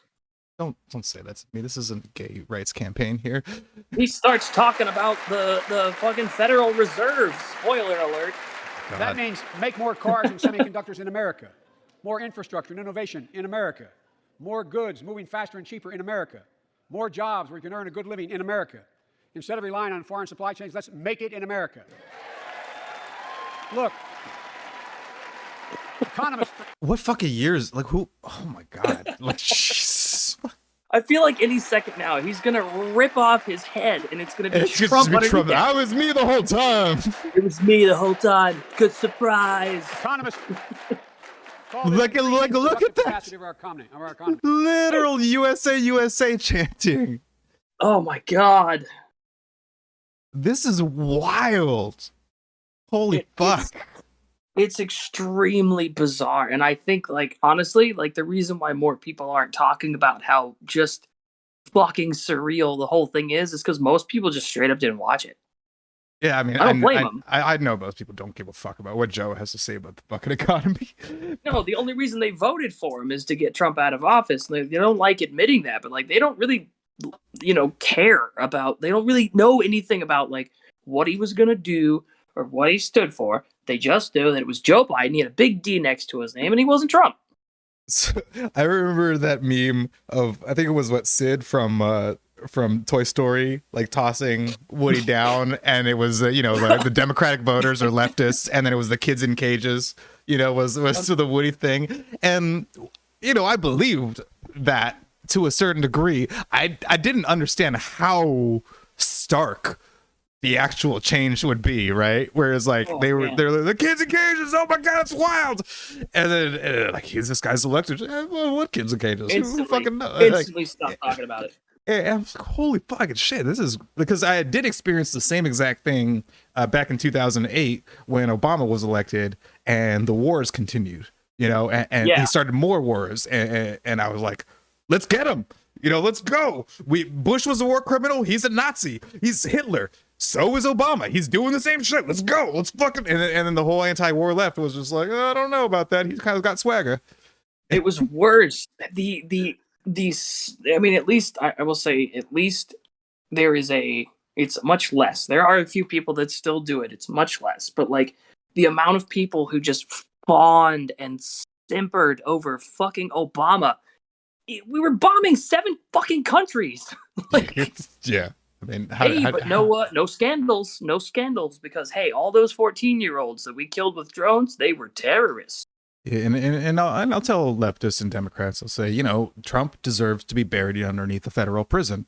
And they're like, yeah. I'm like, for his war crimes in Yemen. And they're like, wait, and what? They go, oh. Wait, what? And I'm like, oh yeah, so Obama too, by the way, because he started that. And they're like, wait, what do you mean? I'm like, well, you're causing one of the worst humanitarian crises, the worst humanitarian crisis in the world is pretty bad. It's a pretty bad thing. I don't like people who do that. It's been going on for a really long time. Like, I don't think people notice that. Dude, I was in fucking high school when Obama got elected. I'm 31 years old. Like, yeah, I'm 33. I had just left high school. I was 2 years out of high school when that shit was happening, and yeah, it was like, I mean, I was still not 20 yet, and that shit was going on, and it was just fucked with my head so much, because that's like, that's when I first started getting opened up to like individualist and like pro market thinking, was just around that time. And in 2007 or so, because actually a buddy of mine who was like a college Republican, I was a punk rocker and like a pro like leftist punk rocker, and a buddy of mine was talking to me. He was like a college Republican in his college and shit like that. And he's like, hey, read this guy Thomas Sowell. I think you'll find him interesting, because he knew that I was still a smart guy and I listened to Reason. So yeah, I started reading a bit of Thomas Sowell, and I was like, okay, well maybe this whole socialism thing isn't as cracked up as it was made out to be. And then Ron Paul came around. I was like, this guy's fucking awesome. And then ever since then, I was waiting for people to prove him wrong. I was waiting for people to prove me wrong in all the shit that I say. Because I mean, yeah, if there's a better way out there, fucking show it to me. Sure, let's go. But every time, like, I would have arguments with people, and like, I'm not saying I would win, but also they were very unconvincing, right? Because it was very, very clear from like when they started, talking about shit, that it's like they didn't have the same knowledge I did about my own position. That's the only way I'll respect somebody who's criticizing me, is that if they know what my position is and can address it, from its principles, rather than from some weird projection that they happen to like make up because they heard about my end position, right? Yeah, and so, right. And so it's like, yeah, like for years, like, I mean, over a decade now, like people have been trying to, argue against this kind of shit. And I'm like, all you got to do is just understand my point of view and then refute it, but if you can't do the first step, yeah. Like with socialism, like I can argue against socialism because I understand the whole idea of collectivism, and like when they talk about capitalist exploitation and the whole labor theory of value, like I looked into all of that shit. And like some people don't need to necessarily like know like every fucking like label and word and stuff, because like when they hear it explained to them, it's intuitively just stupid. That's the other thing, is that like it is, on its face, pants on head, fucking stupid. And you just have to, only an intellectual can fucking convince themselves of this shit, being true, because they just, they tie themselves up into intellectual knots to the point where they're like, yeah, this is the right thing. But like from my end, it's just like, that's how I work. Is just like, I'm fucking super pedantic and super like detail oriented. That's what fucking got me popular on Tumblr. It's like I was like, oh, you say this is true, well let me look at all your fucking sources and prove you wrong, and like this I'm the sources guy. And so for socialism, and that end is like, that's what I did. Is like I tried, I read some socialists and said what they had to or heard what they had to say about like how things are structured, and it sounded really fucking dumb. And then the Ron Pauls and the Murray Rothbards and the Thomas Sowells and those people started explaining shit, and it's like, okay, that makes way more sense. And all you got to do to convince me that those guys are wrong is to know their point of view properly and address it. Address it, yeah, like actually address. Don't just make something up that some overused pre-made fucking argument. Like no, it's like, address what I'm saying and what they're saying. Don't just give me some this is the idea that has been sort of propagated about what you believe, just based off of what I've already kind of decided you think. And I don't even agree with those guys on everything. Well, I mean, nobody agrees with everybody on anything. No, You know, never but my disagreements come from already understanding their point of view. You know, it's like I read this thing and I was like, okay, well, I got disagreements here, here, and here, and that's, you know, where I think that I didn't like just hear of a random position they have and go, that guy's just now wrong. Like I listened to their arguments and their position and actually, you know, figure it out for myself. But yeah, it's like when I have talked to these people over like the years and stuff, it just becomes very clear very soon, like very immediately, that they have not put in any, you know, the same amount of effort into understanding my position. So it's like, I'm not going to be convinced by somebody who doesn't even understand what I think. Oh yeah, no. And I think I don't think a lot of people realize that, like, that's really the goal is to convince the person that you're talking. I mean, if you're in, I mean, it's one thing if you're just, you know, shit posting or whatever, but your goal really should be to convince people that what your, you know, view is, you know, the one that they should take. I mean, that's the reason why we debate anything, is to convince people. It's not just a fucking, you know, it's not masturbatory. You want somebody to change their mind. Yeah. So, you know, you want someone to put that effort in. If you're going to go through all of that fucking trouble to try to convince them, and what ends up happening instead is that they just kind of, you know, they just kind of, you know, dismiss it out of hand because they can't be bothered to even meet you halfway in a discussion like this. What's the fucking point? Well, that kind of reminds me of how, like, what people look at is as a debate, or what people will label as a debate nowadays, versus like what I learned about debates in school, like about formal debates, right? About debating as a concept. And then like debating as a concept, it was like, okay, well, you have a certain resolution, a certain proposition, and you have to argue one side of that proposition. And in order to do that, you have to understand what the other dude is going to argue too. You know, you have to know what that guy is going to say to oppose you, and you have to be able to address that bit, or else the people that you're going to listen to are not going to be convinced. And so then I, you know, took the point of view of like the audience, right? It's like, okay, well, now I'm the audience in debates, and it's like, if I'm going to look at ideas, I have to be able to, you know, parse what the person is saying and also understand what he's opposing, and which one, you know, which one of them is true, is the one who most understands both sides and can address the concerns of either side. And then like when we see debates nowadays, it's just both sides just spewing their own propaganda at each other and then hoping that the audience believes them versus the other guy. Well, yeah, then it's not necessarily I guess your goal there isn't converting or convincing anyone. You are just kind of banking on people who already agree with you. It's cheering you on. Back you up. And yeah, I mean, that's it. It's just, well, I've got more clapping seals on my side than yours, so I win. I win, yeah. I call it building a better America. There it is. My plan to fight inflation will lower your costs and lower the deficit. 17 Nobel laureates in economics said my plan will ease long-term inflationary pressures. Top business leaders, and I believe most Americans support the plan. And here's the plan. First, cut the oh shit! I did history. $7 billion to build electric vehicles, creating. Okay, I meant to pause, not. The federal government spends about $600 billion a year. Had to leave. I think we went back. Pennsylvania to find work. So, like many of you, I grew up in a family when the tax break for those at the top and benefits would trickle down, and everyone would. It's going to transform America, to put us on a path to win the economic competition of the 21st century. A little more. The rest of the world, particularly.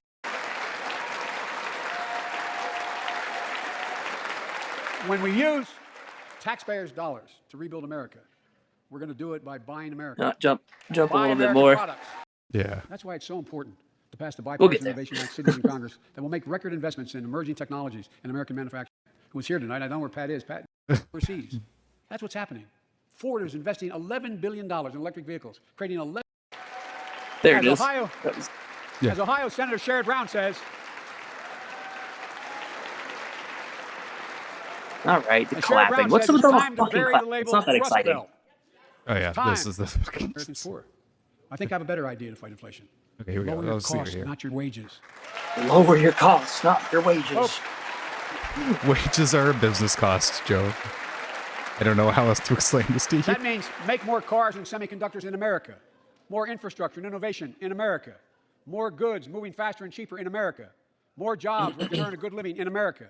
Instead of relying on foreign supply chains, let's make it in America. Look Look, first. economists.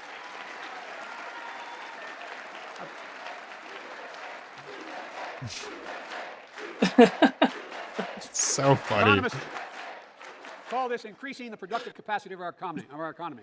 I call it building a better America. My plan to fight inflation will lower your cost and lower the deficit. 17 Nobel laureates in economics said my plan will ease long-term inflationary pressures.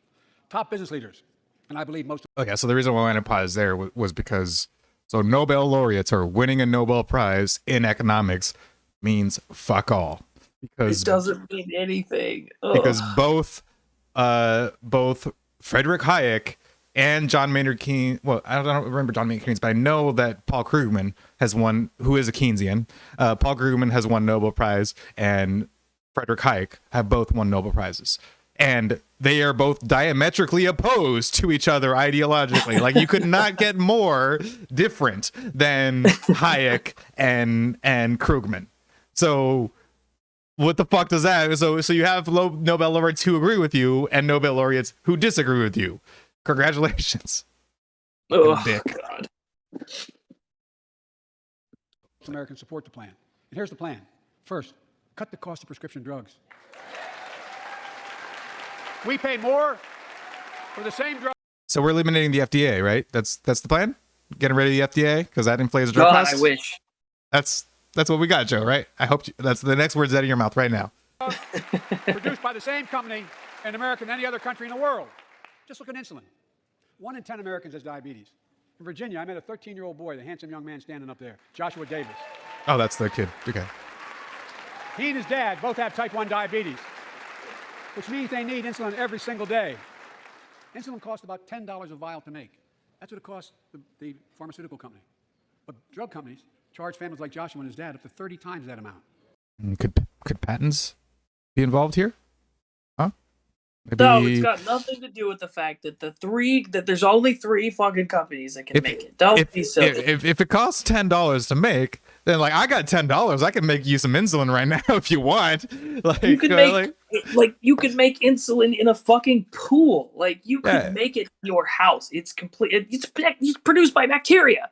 Yeah, so let's do it then, right? Like I got $10, you got $10, we all got $10. Let's provide insulin for everybody. Oh, literally, that's illegal because you have patented like the process. Oh, well, fuck plus, me. Didn't he roll back like the fucking cap on insulin? Didn't he roll back? There was a price cap, wasn't it? It was administered during the Trump administration. Like, didn't he get rid of that? And insulin immediately shot right back up. Like, yeah, DTM exactly. It was like the absolute nerve of him to discuss insulin prices. Yeah, he's risen the cost of insulin, and all they would have to do to lower the cost is just get rid of the fucking patent and let it be made generically. Like, if you can make generic insulin, it would be so much cheaper. That's the thing is that like solutions that take away government control are ones that like immediately make them cringe up and shrivel into a ball. Who needs insulin to stay healthy and have no idea how in God's name you're going to be able to pay for it. What it does to your family, but what it does to your dignity, your ability to look your child in the eye, to be the parent you expect yourself to be. I really mean to think about that. That's what I think about. Yesterday, Joshua was here tonight, but yesterday was his birthday. Happy birthday, buddy, by the way. Because everyone knows that Joe knows everything about raising children. And 200,000 other young people with type 1 diabetes. Let's cap the cost of insulin at $35 a month.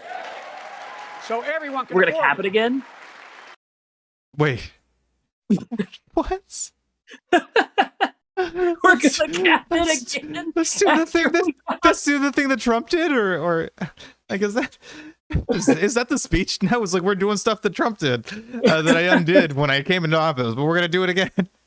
This way, he can say that he did it. It's something that no. This isn't Trump's cap on insulin. This is Joe's cap on insulin, so it's better.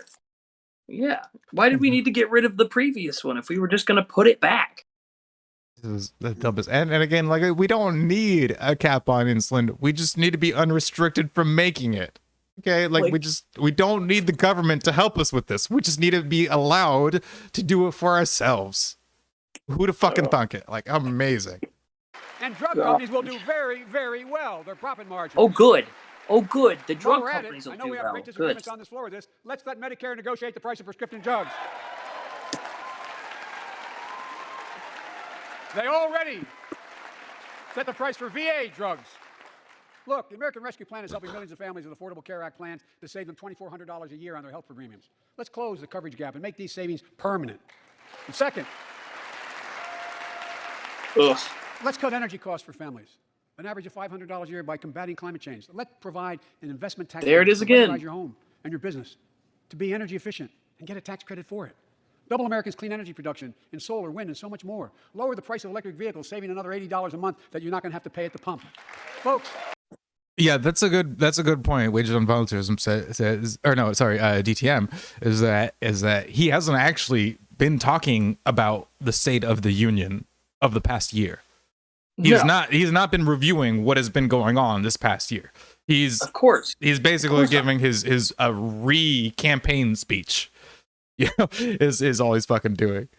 And the I mean, it's there again. You know, everybody knew it. Every year it fucking ends up coming up. But like, the climate change argument is probably one of the biggest ones that you see all the time about needing to expand control into things. Oh well, now we're gonna start our environmental incentives and all this shit and wind and solar, and it's like, you know, when you get right down to it, they're talking about getting rid of, like, you know, reliance on fossil fuels and shit like that. But like, somebody brought up a good point about like the windmills. Like, I mean, on top of the fact that they require an insane amount of maintenance and all this other shit, they take up a lot of space. They kill birds, which it's like, I don't know how much of an environmental impact that actually makes, but it is kind of shitty that it's killing birds. But like, the amount of fucking oil that they use, where does the oil come from? Like, it's literally it's a fossil fuel. Well, yeah, exactly. And the thing is, it's not to say that like being better for the environment isn't a good thing, but the way that people do things is that, well, one, it's a luxury, right? Is that like, so the poorer that your country is, the more you have to rely on cheaper fuel sources. Right. And so crude oil is one of the cheapest. Nuclear would be also a great source if it wasn't, you know, so restricted. Like, and it's not cheap to, like, let's say like in a third world country to like create a nuclear plant necessarily, but like, but at the same time, it's very, very efficient and very abundant. Like, once you get one started, it's like, well, that's a great source of that fucking energy, you know. But also, exactly. so for the poor, like, crude oil, right, is just that's the way to go. Is like, that's how you have to fuel like your economy, because more cleaner energy is more expensive. You know, it's also usually extremely technology heavy, which, depending on where you're trying to shove this stuff into, is not necessarily going to work, because it's like, not that they don't know how to use the technology, but like, who's going to fix it? You have to have people educated on how to fix this kind of stuff. Yeah. So it's like, you kind of have to like work up to it. You can't just, you know, drop 10,000 windmills into somewhere that's impoverished and think it's going to do anything. Yeah, like, what's their environmental impact in the first place in places like that? And that's why you have to like market, like, growth through a market system is going to be more favorable, because it adapts to whatever environment it's in and whatever the needs need. Yeah, exactly. So yeah, this idea that just like government programs and government mandates and saying this is going to be more efficient and better, and therefore it's going to make everybody, you know, better. It's also a way to bring all of this, bringing energy and healthcare and all this stuff is ending up being brought under the arm of the federal government. You know, it's all, oh well, once it gets to a certain point, it's too big for people to manage state by state or county by county. You have to start managing it all federally, and it's just more and more and more and more and more federal control over shit. And like, I fucking hate the federal government so much. Yeah, and that's your good wife brings up a great point. It's like, even just building a windmill, is so much energy that, and so again, energy efficiency, like, theoretically is a concern of the market, right? People would like to get more energy for cheaper. That's a definite plus. But the way that you go about, finding it and solving it is not going to be done through edict. It's going to be through the people who are directly impacted by the costs and the expenditures finding a way to do it the best they can. And this is how we're going to become, energy independent, or, get more clean energy or any of that other shit. It's like, if you're going to accomplish the goals, then it has to be done through a way that understands what it costs to actually do that in the first place. And, Yep. and going through a method that divorces all costs from that is ultimately going to bite you in the ass, because you're not going to think of everything. Nope. The third thing we can do to change the standard of living for hardworking folks is cut the cost of childcare. Cut the cost of childcare.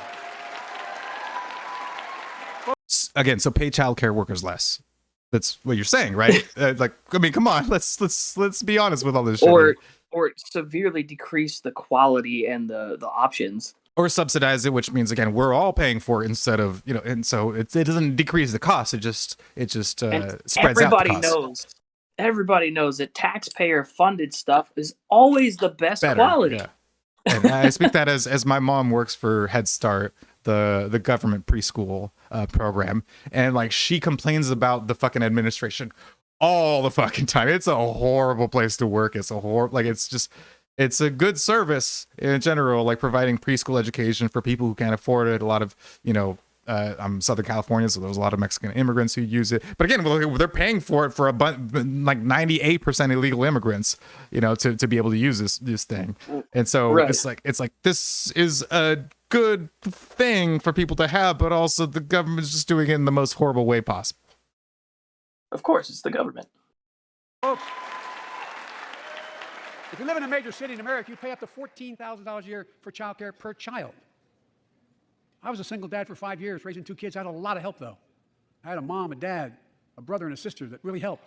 But middle class and working folks shouldn't have to pay more than 7% of their income to care for the young children. My plan would cut the cost of childcare in half for most families and help parents, including millions of women who left the workforce during the pandemic because they couldn't afford childcare, to be able to get back to work, generating economic growth. But my plan doesn't stop there. It also includes home and long-term care, more affordable housing, pre-K for 3 and 4-year-olds. All these will lower costs for families. And under my plan, nobody, let me say this again, nobody earning less than $400,000 a year will pay an additional penny in new taxes. Not a single penny.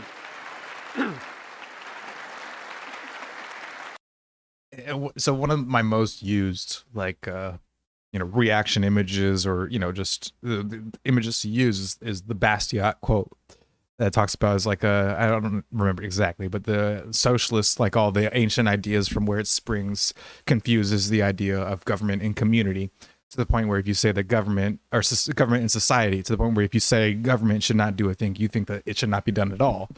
So the socialists would accuse you saying that you don't want the state to raise grain, that you don't want people to be fed at all, you don't want grain to exist at all, sort of deal. And I'm butchering the quote.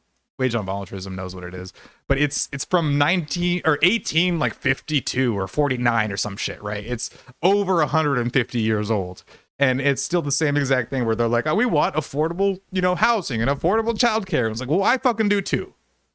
So what? Yeah, like, who doesn't want that? That's they always frame these things as like shit that everybody wants. The problem is always like how you're gonna do it. They always come out with like, oh, everybody wants cheaper this and cheaper that. It's like, yeah, fucking everybody can agree with that. But it's the actual solution. Shockingly enough, I don't want single mothers to starve and for their children to be uneducated and to like have a horrible. Well, I'm a kid. My mom was a single mom, so fucking crazy, right? Like, who'd have fucking thunk it? But they take this. I mean, there's that, the stereotype is like, the right wing thinks the left is ignorant and the left thinks that the right is evil. It comes up so fucking much. And it's just like, yeah, I mean, on one sense, also, I think the left is kind of evil in certain ways too. But yeah, that's the whole idea, is like, oh, I just want, people to be well paid and well fed and have their things cared for. It's like, yeah, we fucking do too. Okay, we're not monsters. It's just like we're not the mustache twirling villains with the cigar going like, like, nobody wants people to die. So so my solution accomplishes this too. And so let's figure out which one is right then, and instead of just pretend like you're the righteous person in the room and I'm the person who's opposing that righteousness like some fucking douchebag. Maybe I just have a different solution to the problem. It's not that I don't want the problem fixed. I don't agree that the way you're doing it is gonna fix the problem. Fucking shocking. I may be wrong, but my guess is You we might take be. a secret ballot in this floor that we'd all agree that the present tax system ain't fair. We have to fix it. Fuck, man. This is like, I'm sorry. I'm pausing. I'm sorry. I'm pausing after each fucking like 2 seconds or so. But so the tax system, That's a like, doozy. the tax system isn't fair. Like, well, this is the whole idea of pay your fair share. Every person in that fucking room probably makes more money than some of us have ever seen. Like, Yeah. it's literally a room full of fucking rich ass people. Again, and they do this all the time. It's always people that are like super, super, super fucking rich talking about how, the tax system isn't fair and we need to change it. We need to fix it. It's like, it almost never actually amounts to what they market it as or what they bill it as. Like, it almost never actually ends up being a solution to actually put money into people's hands. It's almost always a fucking solution. So yeah, I'm gonna actually switch it. I'm gonna look. So what was it? Tax receipts as a percentage of GDP. So this is what we, not what the tax rates are, but what we take in taxes as a percentage of GDP. So like if you look over time, look right here. Come on, full screen. Oh, god dang it! Full screen it. There we go. So that's tax receipts since the fucking 45 to 2014. But no matter what tax rate we have, we changed it drastically over these fucking 70 years. But it's tax pretty consistent. Tax receipts as a percentage of GDP stays pretty much the fucking same. And I'm not saying the GDP is a great metric, but in terms of like just, judging like, fucking, what we're taking in. And so it turns out like, they cite the 1950s and their 90% tax rates. It's like, yeah, but they also had tons of exemptions, and so it turns out that like none of the fucking rich people paid 90% taxes on that margin. Because they had so many exemptions and so many write-offs that this is what you get, right? This is what, you look at the 1950s and you look at nowadays, and it turns out that we didn't collect more in taxes back then than we do now. So the tax rate isn't going to give us more money. And, that's just, it's not going to fucking happen. It's a fucking pipe dream that you think that like by being able to like increase taxes, you're going to be able to pay for all the shit that you want. We're going to tax ourselves into prosperity. Yeah. That's the way it works. I'm not looking to punish anybody. Well, let's make corporations and wealthy Americans start paying their fair share. Look. There it is. Fair share. Last year, and like Chris Coons and Tom Carper and my distinguished congresswoman, we come from the land of corporate America. There are more corporations incorporated in America than every other state in America combined. And I still won 36 years in a row. The point is, even they understand they should pay just a fair share. Last year, 55 of the Fortune 500 companies earned $40 billion in profit and paid zero in federal taxes. Now look, it's not fair. That's why I proposed a 15% minimum tax rate for corporations. And that's why in the G7 and other meetings overseas I was able to be somewhat helpful. 130 countries agree on a global minimum tax rate. So companies can't get out of paying their taxes at home by shipping jobs and factories overseas. It'll raise billions of dollars. That's why I propose closing loopholes for the very wealthy who pay a lower tax rate than a teacher and a firefighter. So again, that shit doesn't happen. No, like I'm just gonna. They don't pay a lower tax rate. They just what? Okay. So there's a couple of like memes that are being like alluded to, right? They're being vague posted on here. One of them is like, for example, the whole idea of like Amazon not paying taxes for years. And what happened was that when Amazon was first starting out, they operated at a loss, right? They lost money for most of the years that they were starting up. And then so part of the tax system is that when you become profitable, you can write off your losses and not pay and then take that into account even though you had a profit that year. So the losses that you had in the past, then you can write off once you start being profitable. So you can end up paying nothing in federal income taxes as a result of even though you're a profitable company being big. But that doesn't mean that's going to last forever. And so Amazon has been paying taxes for several years now. It's just that like people latch onto the years where they didn't pay any taxes and then don't pay attention to any of the reasons why they didn't pay any taxes and call it a loophole and call it, you know, this and that. It's just like, there's so many, like, I mean, it's just platitudes. It's just fucking slogans. There's no understanding of what the fuck is actually going on with the tax system. And I mean, I mean, look at the tax system. Like it's not something that your average person is necessarily going to understand without having some sort of, you know, I mean, you have to take classes on that shit. I don't fucking understand it. No, I actually, my dad's an accountant, so I knew at least generally about taxes. I'm not like the fucking smartest tax person in the world, but at least I was exposed to the idea of taxes very, very fucking early on because that was his job, was to, and I would help him out like during tax season and stuff. Like I would be filling out forms and transcribing like the expenditures for the businesses that he's doing bookkeeping for and shit like that. But yeah, and Rick Wolf's got a point. It's like they're not meant to be understood. It's sort of a fucking weird concept in general of figuring out your own taxes. It's like the government says you owe you some money, but you gotta fucking figure out how much you owe. But if you're wrong, then we're gonna punish you. It's like, well, just fucking tell me. How about that? Just tell, like, tell me how much I owe you. What? Why are we going through this song and dance where you want me to figure it out first, and then you fucking, you know, like some sort of fucking anime bitch, like just act nice and then act mean and be like, no, you didn't get it, you know, like what? Like what is this? So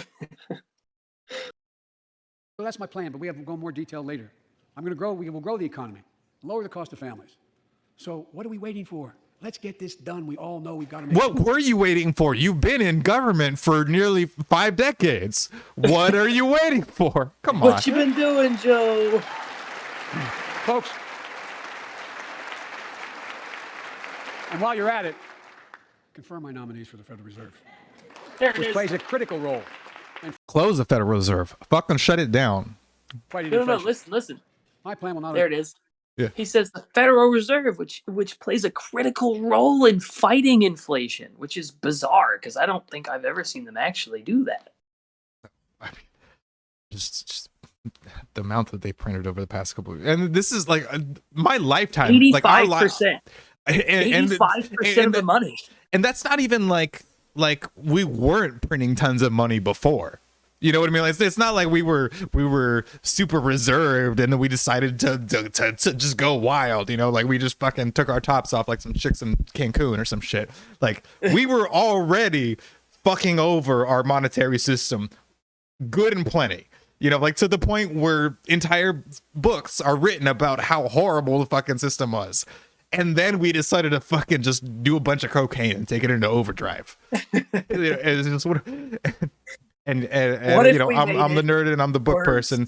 And so, yeah, that fucking The Creature from Jekyll Island, that was one of the most important books that I think any American can fucking read, because it explains everything about our monetary system and the history of the Federal Reserve and how it is all a big fucking sham. It's a fucking big club and you're not in it, just like George Carlin said. Yep. Yeah, Jenny, you're going to make a Minecraft server for all of us? Will lower the deficit. The previous administration not only ballooned the deficit with those tax cuts for the very wealthy and corporations, it undermined the watchdogs, the job of those to keep pandemic relief funds being wasted. Remember we had those debates about whether or not those watchdogs should be able to see every day how much money was being spent, where was it going to the right place? But in my administration, the watchdogs are back. And we're going to go after the criminals who stole billions of relief money meant for small business and millions of Americans. Tonight I'm announcing that the Justice Department will soon name a chief prosecutor for pandemic fraud. Pandemic fraud. I think we all agree, thank you. By the end of this year, the deficit will be down to less than half of what it was before I took office. The only president ever to cut the deficit by more than $1 trillion in a single year. Lowering your... Yeah, but like, we didn't have... So again, like when they talk about like, oh, I'll cut the deficit. But but deficit spending has been just fucking increasing so much. It's like, of course you could just cut off $1 trillion after we increased it for like I remember when just having $1 trillion of deficit spending was a wild concept. Was insane. Yeah, we were criticizing people for just having $1 trillion in deficit spending. Now we're cutting off $1 trillion, and that's an accomplishment. Fuck me. Cost also demanding more competition. I'm a capitalist, but capitalism without competition is not capitalism. Capitalism without competition is exploitation. It drives up profits. When corporations have to compete, their profits go up and your prices go up when they don't have to compete. Small businesses and family farmers and ranchers, I need not tell some of my Republican friends from those states. Guess what? You got 4 basic meat packing facilities. That's it. You play with them, you don't get to play at all. And you pay a hell of a lot more. A hell of a lot more because there's only 4. See what's happening with ocean carriers and moving goods in and out of America. During the pandemic, about half a dozen or less foreign-owned companies raised prices by as much as 1,000% and made record profits. Tonight, I'm announcing a crackdown on those companies overcharging American businesses and consumers. And folks, so if they are charging too much, then why don't we just get it from somewhere else that's charging less? What's the problem here? That's how markets work. If it can be done for less, then we just get it for less. Then we just get it for less. Like we're going to pass a law to make it cost less. It's like, what? How does that fucking work? Well, because it brings more shit under the arm of the federal government. It's more control. It's just more control. And it's like, you don't always see the impact immediately too, but it's like 10 years down, you're laying a foundation. 10 years down the line, all of a sudden, whatever, this law we passed 10 years ago to do this, blah, blah, blah. Well, now we're going to use it to do this, Yeah, and this whole idea of like the goldfish memory and the memory hole and all this shit is just like they can make these speeches where they declare these problems that were clearly caused by their own fucking doing. Yeah, why did the price of shipping go up, Joe? What happened? We're gonna solve this issue. This issue is plaguing America, and it's wild. I mean, don't think about how it got here, but we're gonna solve it. It was like, well, shit, man. Like, just let's take a step back here for fucking second. What happened within the last year that made the prices go up all of a sudden? Was it? Oh, it must have just been random. Magic, man. It's the invisible hand. It's just, it just happens fucking out of nowhere. It's the evils of capitalism. Ah, there it is. And as Wall Street firms take over more nursing homes, quality in those homes has gone down and costs have gone up. That ends on my watch. Medicare is going to set higher standards for nursing homes and make sure your loved ones get the care they deserve and that they inspect and they will look at closely. We're also going to cut costs to keep the economy going strong and giving workers a fair shot. Provide more training and apprenticeships, hire them based on skills, not just their degrees. Let's pass the... So again, lower cost, more training, more apprenticeships. Like, how does that work together? Like, private companies aren't doing enough. So you're gonna do more things to train the workers, which theoretically would cost money to do more things for the workers. And then it's going to make those workers more expensive because they're better qualified. And then you're going to lower costs at the same time. No. Don't ask questions. What the fuck? Oh, God. Fairness Act and paid leave. Raise the minimum wage to $15 an hour and extend the child tax credit so no one has to raise a family in poverty. What is that? Hold on. What is that right there? I think. I'm trying. It's like a purple-haired army. Okay, whatever. Like, it's a cheap shot, but what the fuck is that at the same time? I'm sorry. And invest in what Jill, our First Lady who teaches full-time, calls America's best-kept secret, community colleges. Look, let's pass the PRO Act. When a majority of workers want to form a union, they shouldn't be able to be stopped.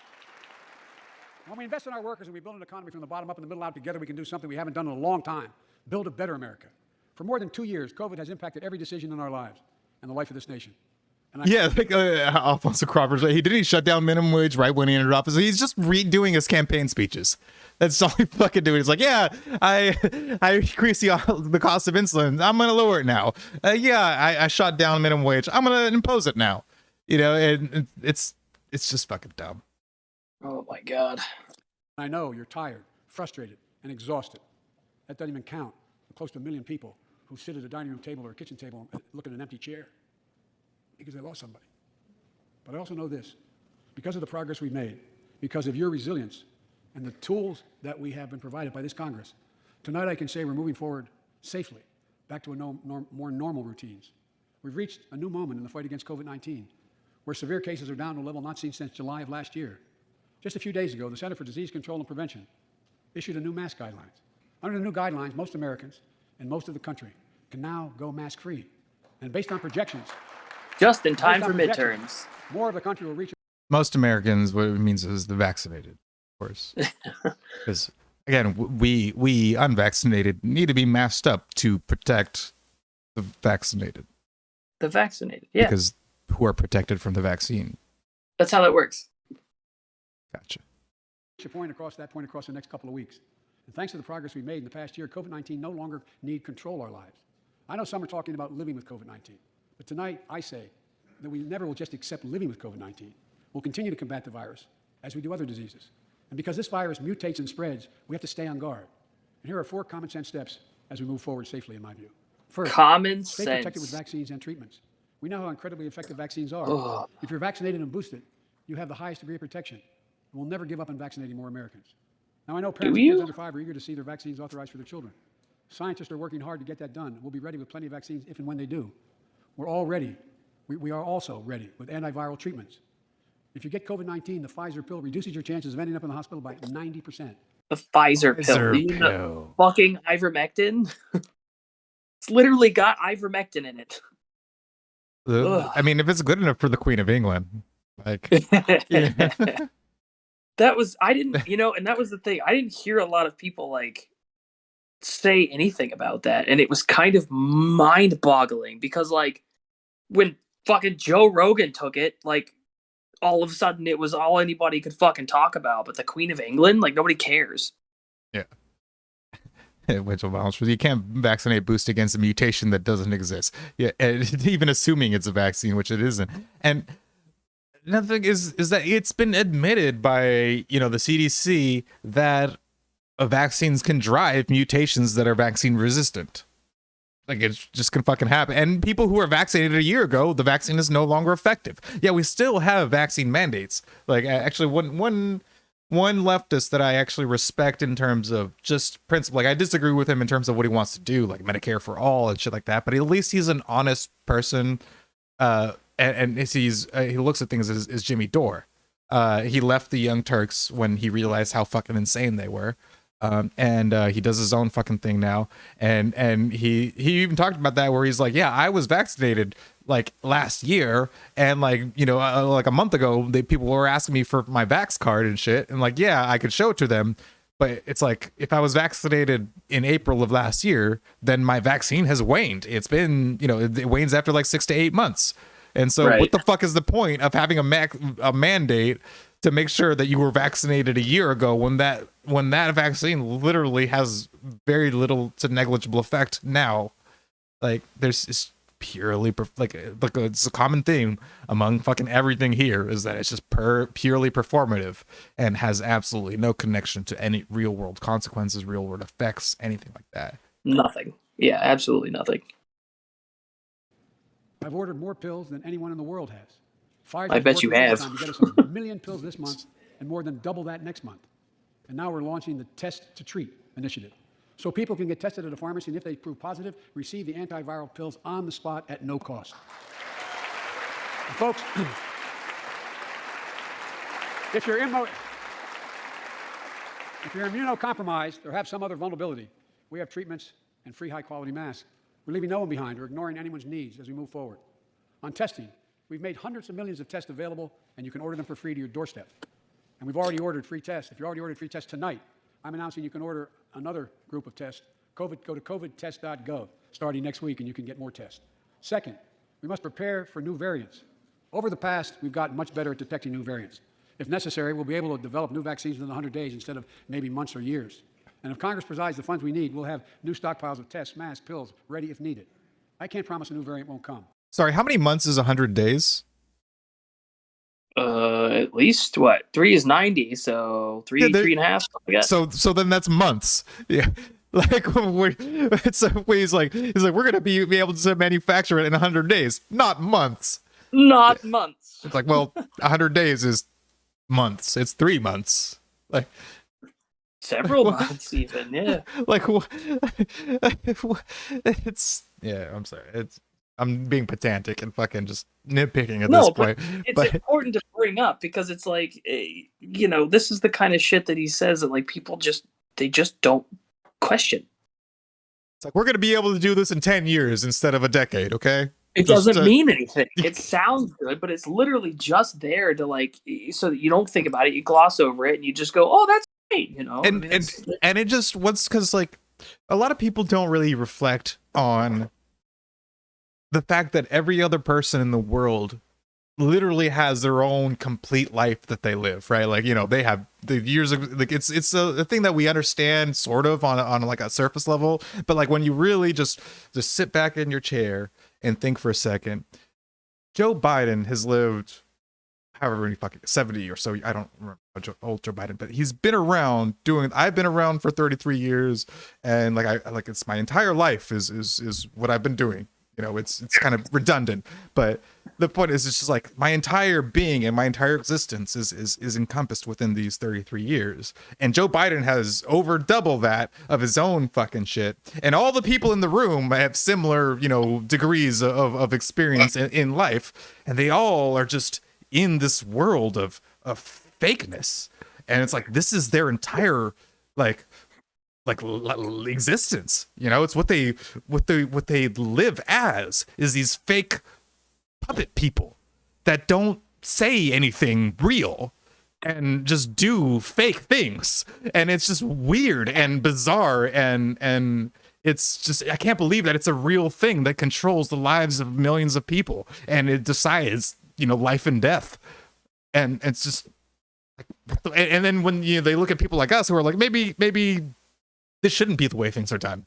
Maybe we should just have our we should decide our lives for ourselves. And it's like we're looked at the extremists and the crazy people. The it's like, yeah, but exactly. I just think that people own themselves. Like that's all it is. That extremist position. Like I don't like slavery very much. So that's it. That's all it comes down to. But yeah, it's just weird when you step back and you realize it's like there's an entire room of people, thousands of people and shit who just, this is their entire life, is just to do this fucking dog and pony show. They are so far removed from the human condition that it's not fun. Like, I want to laugh, but it's not funny. Oh, it's just it's amazing and horrifying. It's a huge black pill for sure. It's easy to see it and get depressed, but it's kind of one of those the white pill. The white pill for me is that I know that people implicitly understand that this is now how people should be and how people act, and there's more of us than there are of them. They maybe it's just a matter of spreading this whole idea, of just getting people to understand that this isn't all we got. And I think the kind of going hand in hand with that is that, the worse things get, the more people I think start to kind of know. I mean, when you fuck with people's, their kind of way, well, not their way of life, but their day to day, you start fucking with people's, normality.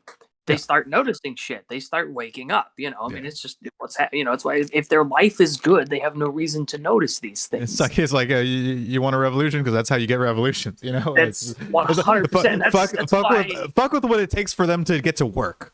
Fuck with what it takes for them to pay for the food that they feed their family with. Yeah, I mean, it's why these sort of huge violent upheaval revolutions just don't really happen super often in first world countries, is because relatively people have it really, really well. They have no reason to do this. We can go through a large degree of quote unquote exploitation and abuse before we get to a point where a lot of other impoverished people are actually like despite the fact that I'm paying a lot for gas, and despite the fact that my groceries have gone up and stuff, I have a wonderful life.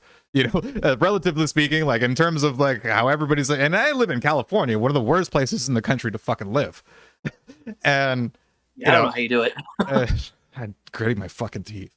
You know, it's just it's my wife is actually like sort of from the Bay Area, so we met when she was still living out there, and she moved out here, and like, the difference. I mean, I have at least there's a somewhat there. At least there's a somewhat significant like semi-right like population over here. Like there's a lot of lefties because I'm in Orange County. There's like a lot of lefties, but there's also like Huntington, like the beach, Huntington Beach, Orange County. That's kind of known for being a little bit more right wing, and obviously like the more richer parts. It can go either way. But it's not as like fucking inundated and like infected as it is the Bay Area. That's like an actual disease that has just grown over the place. And LA County too is not really much better. It's a little bit better, but it's not much. But I'm in Orange County. It's without going rural. Like the rural places are much better than any urban spots are going to be. But at least of the urban spots, I would say that Orange County and maybe San Diego are two places that are the least like terrible out of the whole state. So there, but still, like I'm, you know, I know this is one of our few disagreements is that I'm vegan and you're most definitely not, and I wouldn't call it a disagreement. Yeah, and I, you know, but my point is I work in a vegan restaurant, and so all of the, like, I mean, some of the people aren't even vegan. They need a job, and so they're working at the space, so they don't have. But anybody who's like kind of in the more like, you know, vegan centered point of view is like they're fucking guaranteed to be lefties, you know, like guaranteed to be fucking hard. And so it's just like I got no friends in those kind of spots when it comes to that sort of. You know, they look at me like sometimes I'm just like, I'm going to speak a little bit about what I think. And they're like, take it back really fucking quickly. But it's like, I'm, you know, it's I get a lot of insight because it's like being undercover, right? Because most people, they look at like a vegan guy with like, now I've grown out my hair, got long hair. They tend to say things around you if they and I'm kind of brown. assume that you already agree. And it's really interesting what people say or in those situations. Oh yeah, because you got the same thing. Because I mean, you got the punk rock look and shit, and so you know, people are like, okay, yeah. Oh yeah. They're like, oh yeah, we can fuck Trump, and you know, blah blah blah. And it's just like, okay, buddy, I can tell that you know your opinions are very cookie cutter, and you think that I'm a safe person to share shit with. Yeah. All right, let's keep fucking. We're 40 minutes and we got 30 more minutes left. So okay. But I can't promise you. We'll do everything within our power to be ready if it does. Third, we can end the shutdown of schools and businesses. We have the tools we need. It's time for America to get back to work and fill our great downtowns again with people. People working from home. Oh, gee, what a fucking idea! Oh my God, wow! if only somebody had been calling for this at some point before this. Time for us to get back to work. We have the tools we need. What were the fucking tools? Just like not shutting down in the first place? Like, God. what? Again, this is just like a Trump speech. Holy shit. Can feel really safe again to return to their offices. We're doing that here in the federal government. The vast majority of federal workers will once again work in person. Our schools are open. Let's keep it that way. Our kids need to be in school. Federal workers. Oh, I really give a fuck about federal workers. All right, take it easy, Alfonso Crawford. With 75% Thanks for coming by. 75% of adult Americans fully vaccinated and hospitalizations down by 77%, most Americans can remove their masks and stay in the classroom and move forward safely. We achieved this because we provided free vaccines, treatments, tests, and masks. Of course, continuing this costs money, so I'll not surprise you. I'll be back to see you all. And I'm going to soon send a request to Congress. The vast majority of Americans have used these tools and may want again. We may need them again, so I expect Congress, and I hope you'll pass that quickly. Fourth, we'll continue vaccinating the world. We've sent 475 million vaccine doses to 112 countries, more than any nation on Earth. We won't stop, because you can't build a wall high. But we got to lower costs for our all the businesses, right? Like, holy fuck! We gotta listen. We gotta pull ourselves up by our bootstraps, though. Who the fuck writes this shit? Like, what the fuck? Like, it's just a bunch of shit that doesn't mean anything. Is not connected to anything and contradicts itself. anything. It just sounds good and it feels good. And it's all fucking theater. These people just stand up and clap. And so the people that are sitting around at home are like, oh, they must have said something good. All right, cool, great. It's so, but not, because apparently this is how we run everything. The fuck? I mean, this is yeah, exactly. A vaccine. The vaccine can stop the spread of these diseases. Well, that's not true. So much in COVID-19. Time with one another. The worst of all, much the loss of life. Let's use this moment to reset. So stop looking at COVID as a partisan dividing line. See it for what it is. A god-awful disease. Who made it that? Let's stop seeing each other as enemies and start seeing each other for who we are, fellow Americans. Look. How? Fuck. Like, this is, I can't, I don't want to stop every 3 fucking seconds, but this is just the most mind-blowing fucking shit. The hits just keep coming. You can't help it. I mean, like, this can't be real. Like, what? We're preaching unity now. We're preaching unity. We're back to preaching unity again.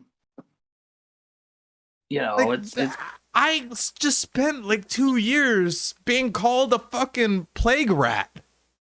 Like, I could have told you not to call me that 2 years ago. Yeah, what? The calls for and this is the kind of shit. It's this. I mean, it's right back to it's all fucking performative. These fucking empty ass calls for unity.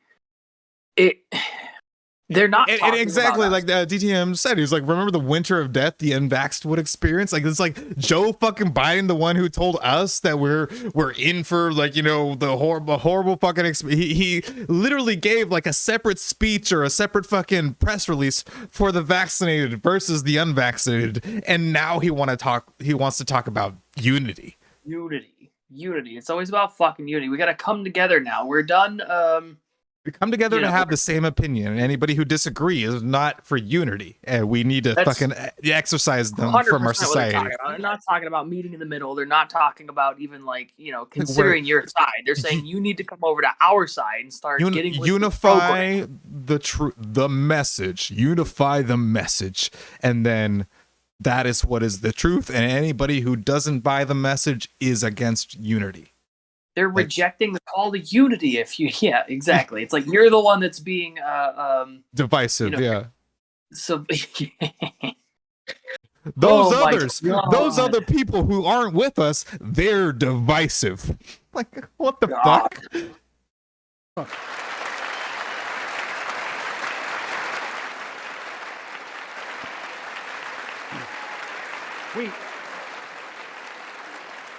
We can't change how divided we've been. It was a long time in coming. But we can change how to move forward on COVID-19 and other issues that we must face together. I recently visited the New York City Police Department days after the funerals of Officer Wilbur Mora and his partner, Officer Jason Rivera. They were responding to a 911 call when a man shot and killed them with a stolen gun. Here it comes. Officer Mora was 27 years old. Officer Rivera was 22 years old. Both Dominican Americans who grew up in the same streets that they later chose to patrol as police officers. I spoke with their families, and I told them they were forever in debt for their sacrifices and will carry on their mission to restore the trust and safety every community deserves. Like some of you that have been around for a while, I've worked with you on these issues for a long time. I know what works. Investigating crime prevention and community policing. Well, I'm going to stop right here. I already just fucking hate this. I know this is going to go somewhere fucking stupid, and I just... You know exactly where it's going. The same place that it always goes. I just fucking hate you, Joe Biden. I want to put that on fucking record right now. You know where it's going. I already know where he's going. Anytime that a politician starts talking about something being shot and killed, policing crime, let's not abandon our streets or choose they're going to talk about gun control. Let's come together and protect our communities, restore trust, and hold law enforcement accountable. That's why the Justice Department has required body cameras, banned chokeholds, and restricted no-knock warrants for its officers. That's why the American Rescue Plan that you all provided $350 billion that cities, states, and counties can use to hire more police, invest in more proven strategies. Here it comes. This is the fun the police bit. Proven strategies like community violence interruption, trusted messengers, breaking the cycle of violence and trauma, and giving young people some hope. We should all agree the answer is not to defund the police. It's to fund the police. There it is. Fund them. Brilliant. Fund them. Brilliant. Fund them with resources and training. Resources and training. Like, I love how this is like a direct slap in the face to progressives, but at the same time, like they have nothing, you know, they have nowhere to go. Because like this is what because progressives campaigned for Joe Biden, you know what I mean? Like they batted for him because they were like they were like, well, we got to stop Trump, you know, we got to fuck it. My favorite was the push him left, but like I mean, you and I both know. Hold on. He's literally just Trump. He's just repeating all of Trump's fucking campaign shit. Like this is 100% all Trump stuff, and it's like insane because it's like you're gonna push him left, like when? So we're halfway. Through. Unvaccinated subhuman. He was not saying defund the police. He never was. Okay, so then that's the thing is that we were saying this during the fucking election to the progs, to the defund the police progs, because you know who's defund the police, who's pro defund the police? Fucking I am. I fucking certain am. You know that fucking meme, the Ron Swanson meme in the fucking hardware store where they hand the defund the police fucking sign to him and he's like, I know more than you. I know way more than you about defunding the police than the fucking progs do. Okay, but the thing is that their route to, you know, political influence was to vote for Joe Biden and to pull him further left, which was fucking laughable on its face. Never gonna happen. It was never gonna happen. It was just so absurd. It's only a socialist could believe it, you know. And so that's, you know, this is just a fucking I told you so moment right here, because we knew that. I mean, hello, the Joe 1994 fucking, you know, crime bill Biden. You know, like this is, the Democrats have never been anti-police. They never fucking, at least not the fucking ones in Washington. Okay, well, this is what like Democratic voters want versus what Washington politicians do is something that people will, well, like a lot of voters can never fucking understand. It's like you're not voting for an outcome. You're voting for a person. You know, and people want to do their own fucking thing. People are selfish. So you're not going to get your outcome by voting for a person. And this is never going to fucking work. And so, yeah, Joe Biden was not defund the police, and he never fucking was. But the progs, he never ran on that. And the progs who were defund the police thought that he was the best option out of anybody because he's not Trump. That was the only fucking thing. And this is just to fucking throw it in their face because all of the Dems in the room are also standing and clapping too. Okay, I don't know if AOC is here. Maybe she's not fucking gonna stand and clap, but most of these other fucking. She got bitched out for going against the grain one too many times, and now she's just Nancy Pelosi, like that fucking video where Nancy Pelosi fucking gave her a dressing down. She's basically just Pelosi Jr. now, you know. So yeah. I doubt she's gonna be piping up very often. Yeah. They need to protect our communities. I ask Democrats and Republicans alike to pass my budget and keep our neighborhoods safe.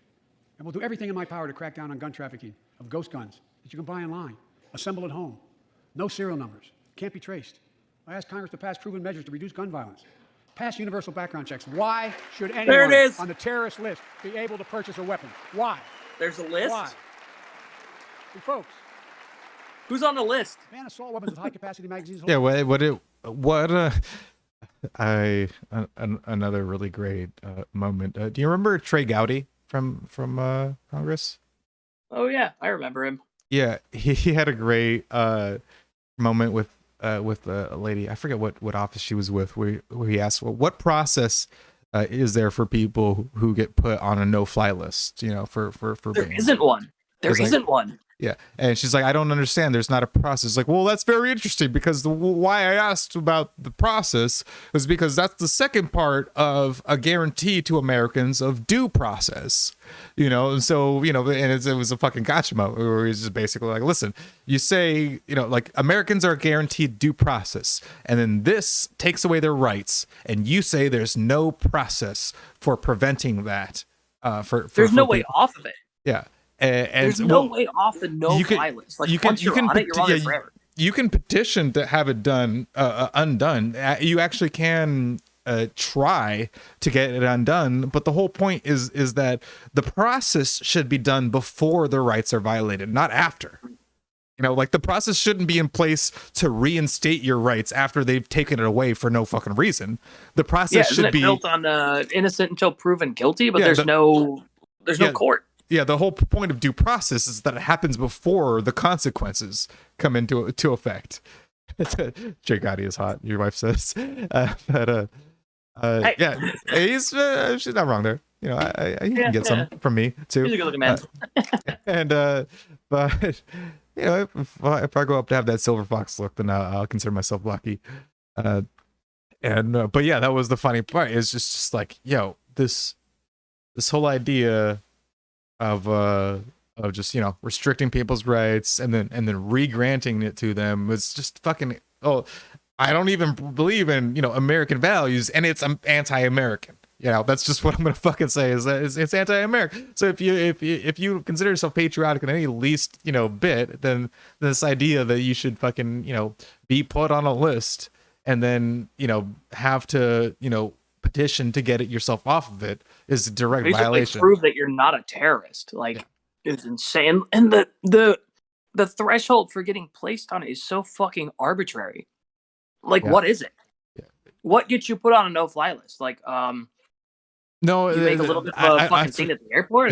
There's definitely some articles of the arbitrary ways that people can get put on no-fly lists for no fucking reason, or it can sometimes happen where it's like, you know, a lot of people have the same fucking name, you know, type of deal, where it's like somebody with the same name who's not the person that they are targeting can be put on a no-fly list, and then he's fucked, right? He's like in a position like where he's got to, like, again, petition to get his rights back to prove that he's not a person who shouldn't have rights. It's nuts because, like, you're not even notified. Like, you're not even notified that you're on a fucking terrorist watch list. Which process would, you know, deal with? Up 100 rounds. Oh man! You think the deer are wearing Kevlar vests? Look, repeal the liability shield. What about boars, though? You know, like. Well, plus it's like, it's a stupid fucking argument on its face. It's like, people need to stop, and I know everybody dances around it, and even I did for a long time. I'll admit it. So guns should be available to be able to kill people in the most efficient way possible. Like, let's not dance around that. It's like, oh, you know, a gun is a way to kill a person in the most efficient way, and therefore it should be. No, that's why we should have some. Okay, because you assholes are doing some fucked up shit. And plus, it's like, it's not for hunting. Yeah. You know, and if you really want to get back to the Constitution, which is what he was talking about, the Constitution doesn't guarantee your right to own a deadly weapon because we're worried about fucking deer. Like, the founding fathers who just got done fighting they fucked up in a lot of ways, but the one thing they did get right, in my opinion, was saying that, you know, like, this should be a prescription to keep this from happening again, is to, yes, people should own weapons, so that if it turns out that the people that you've put in charge lied to your face and end up doing some fucked up shit, you go kill them and you put somebody else in charge. But, like, that's what it's there for. That's what it's there for. Yeah, this whole hand-wringing about is like, oh, this gun is really good at killing people. It's like, well, that's why I bought it. That's why I want it. Yes, if I need to kill somebody, then I want that gun. What are you fucking talking about? Like, get the fuck out of my face with that shit.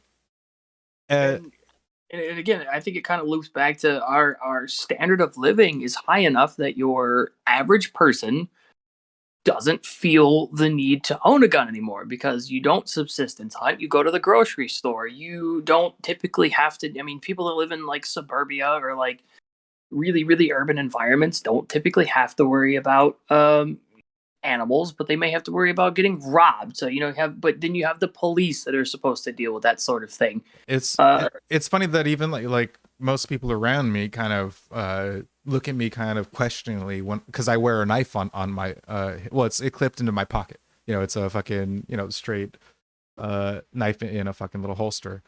And they're like, is that a knife? And I'm like, yeah, you know, keep a knife. And it's like, well, why do you have a knife? I'm like, well, fuck, wouldn't I have a knife? What do you fucking mean? In case I need to use my knife.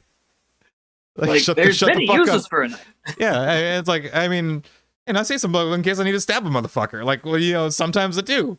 Or cut open a box. Like, sure, whatever. But, like, what the fuck is, why is this such a weird, like, it's a knife, like, it's normal, right? Like, I don't know. And you know, it's honestly, it's like out of all the things, and I mean, maybe this is just my perspective. It's like it's a pocket knife. It's like the least offensive form of being, you know, armed with a deadly weapon that you could really have. It's just a pocket knife. It's not a big deal, and it's in your. It's not even. I can understand if you were pointing it at somebody, maybe then they'd be like, "Whoa," like kind of. But it's just in your pocket. You're not doing anything. Why does automatically the capability to commit violence translate to the probability of committing violence, like the absolute probability? Oh, you've got a knife, well, now you're a murderous motherfucker. Yeah, this Why? is the same sort of narrative. This is the same narrative in the Kyle Rittenhouse situation where they're like, well, the people felt threatened that he just was walking around with the gun. That's a threat, and they were neutralizing the threat. And it's like, shut the fuck up. That's not how that works. It's complete bullshit. It's just you being afraid. Okay, that's not. Plus, I mean, on its face is a stupid argument. You see a guy with a gun, and your first instinct is to attack him. Yeah, that's wise. Are you? And then you're shocked when he shoots you. It's like even a person that was committing, let's say he was like the worst motherfucker in the world. If he's not hurting somebody at that moment and you've just come upon him, you know nothing about him, and you attack him, it's completely reasonable that he'd shoot you. Like, the most evil person in the world still has self-preservation instincts and will fucking shoot you if you attack him. So I don't understand the justification. I don't.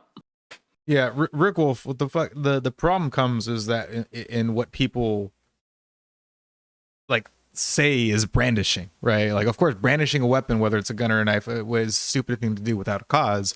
But people will say walking around with your fucking rifle on a sling pointed down at low ready is somehow brandishing. Is brandishing, right? And so, yeah.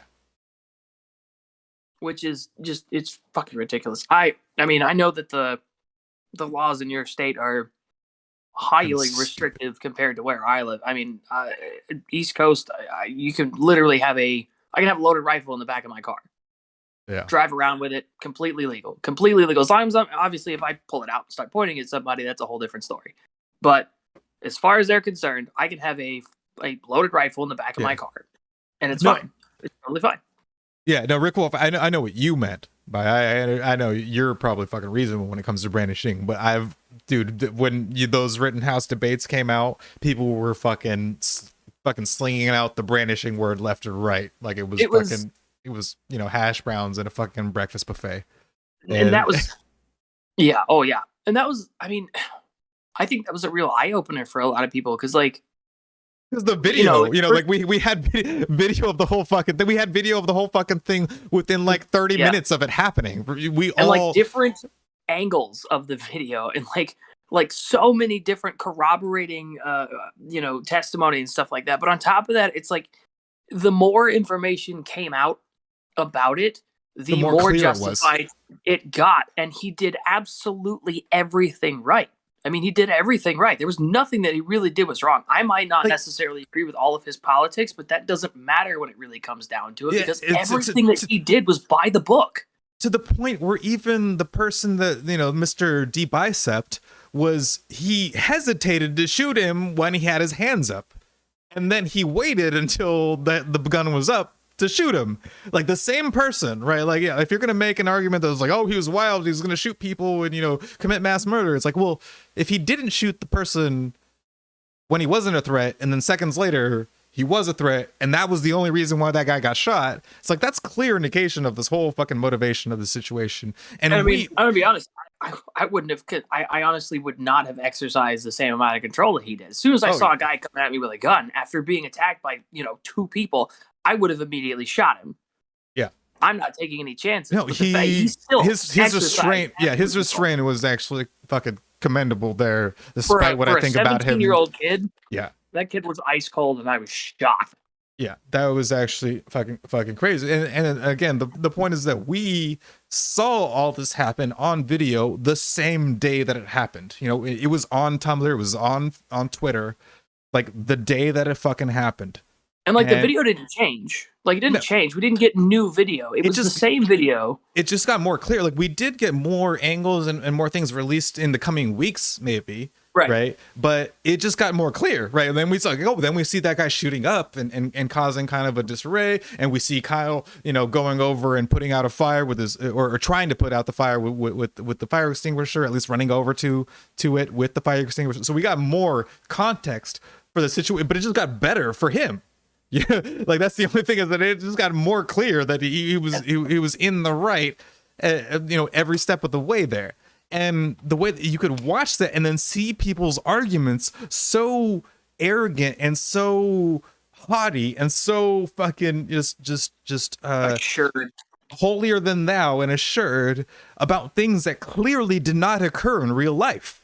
And then you ask them, like, when did it happen in the video? Like, give me the exact time mark and I'll go watch it. And they couldn't. And it's because they didn't watch the video. They got second and third hand accounts. They watched the news and they literally got all of their information from that. There was no straight from the source information coming to these people. Or the best part is when they would double down. You show them the video, and instead of watching the video and going, huh, you're right, that's what happened, they just start trying to morph it to fit what they already said was true, and you're like, this clearly doesn't happen. And they're like, no, it's right here. It's and you're, he should know. Then they use the "he shouldn't have been there" defense. He shouldn't have been there. They walk it back to the, well, by even being there at all, he was being aggressive. And I'm like, why was he like, there? Well, you know what? Like, I don't think a 17-year-old should have been there necessarily. It's probably a fucked up. I mean, he's very fucked up, right? Like in terms of like, emotionally, and it was a traumatic experience for him. And I don't think that he should have gone through that.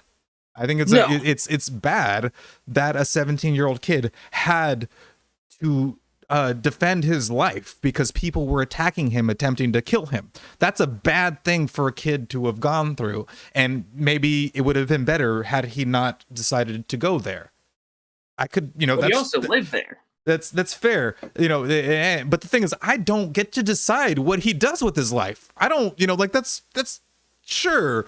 Like I could say, oh, I would decide his life better for him if I was living his life. But that's not my decision to make. My only decision to make is whether he has a right to defend himself when he's innocent, and whether he deserves to be attacked when he's guilty. That's the only thing that I get to decide. Like I get to weigh in on, because I'm not a presumptive, arrogant fucking dickbag that thinks that I get to fucking live other people's lives for them and decide what the best options for them are. Like, fuck you. Like, come on.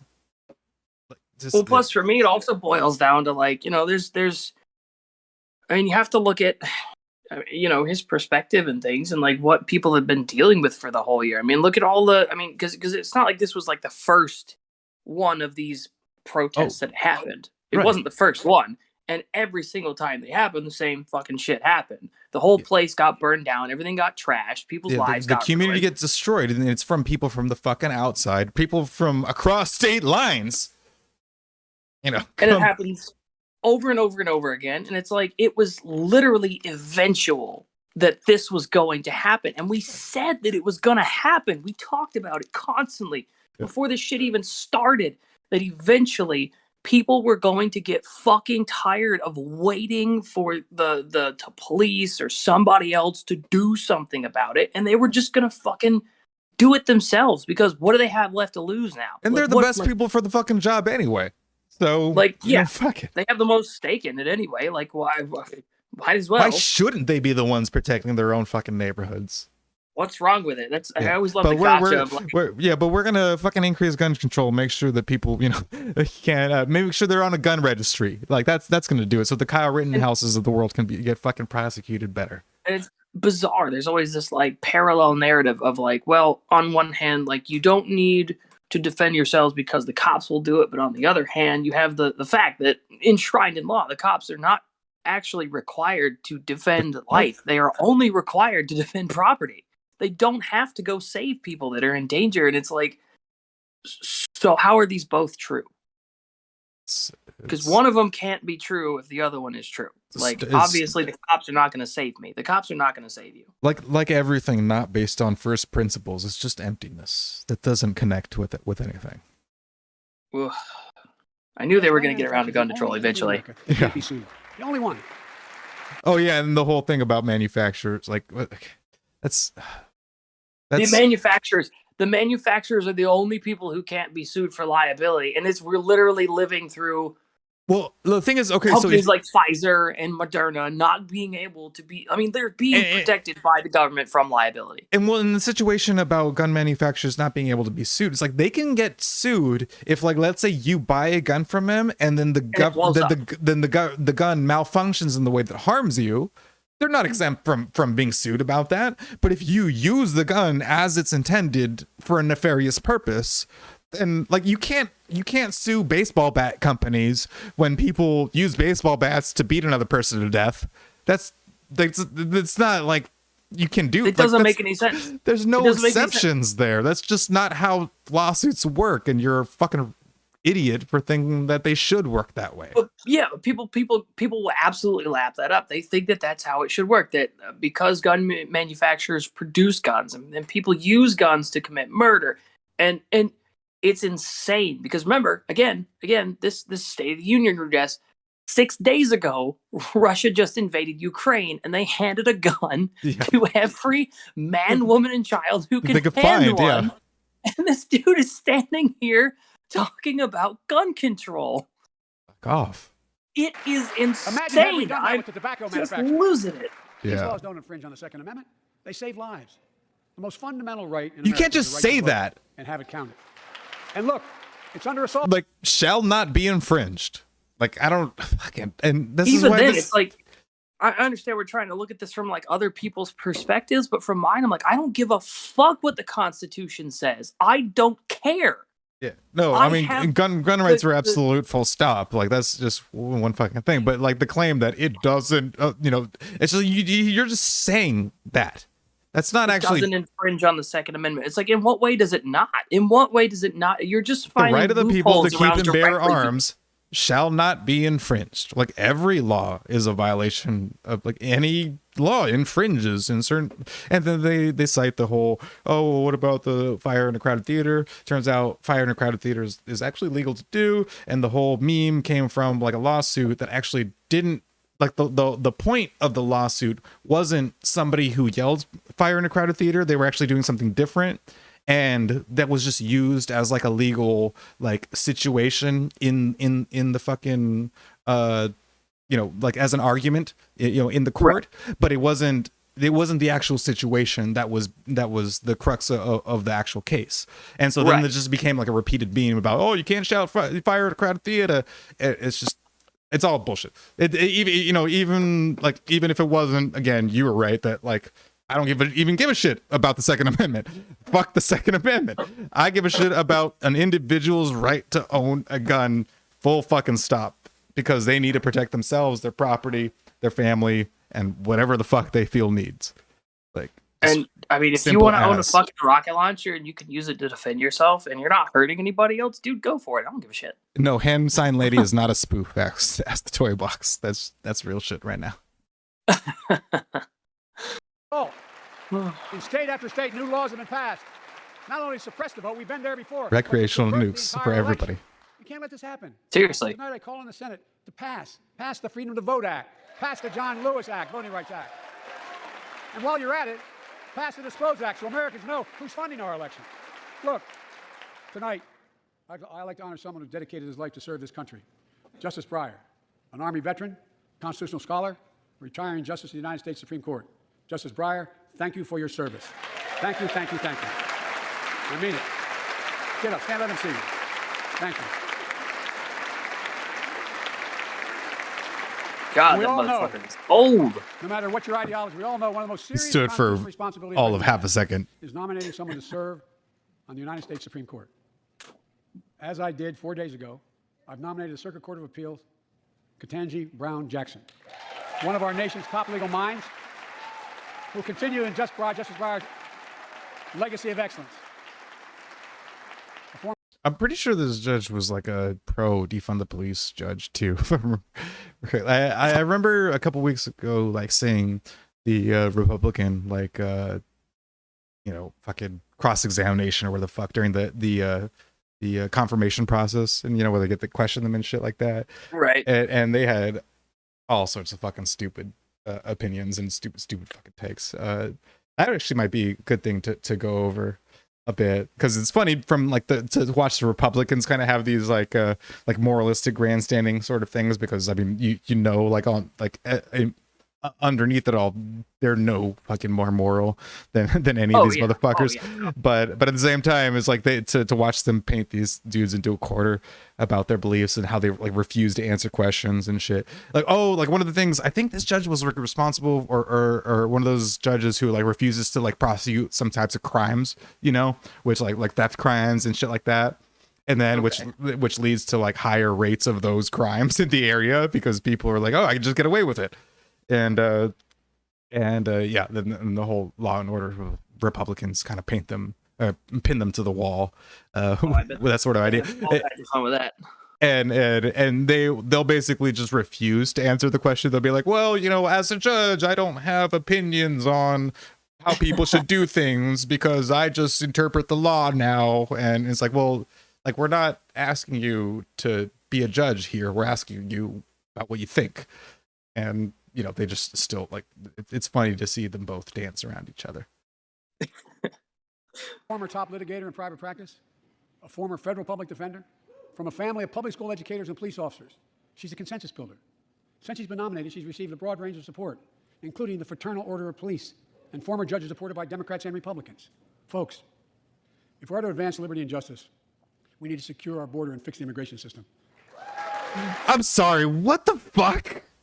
It's Trump. He's what is that? Like, I swear to God, one day, any day now, they're literally gonna find a zipper on the back of his fucking neck, and they're gonna unzip it, and Trump is gonna pop out holding a Diet Coke, and he's gonna be like, surprise. Who is giving this speech? Like, what? This is fucked me up. I'm gonna take a piss real quick. I've been drinking beer, so I need to fucking leak the lizard.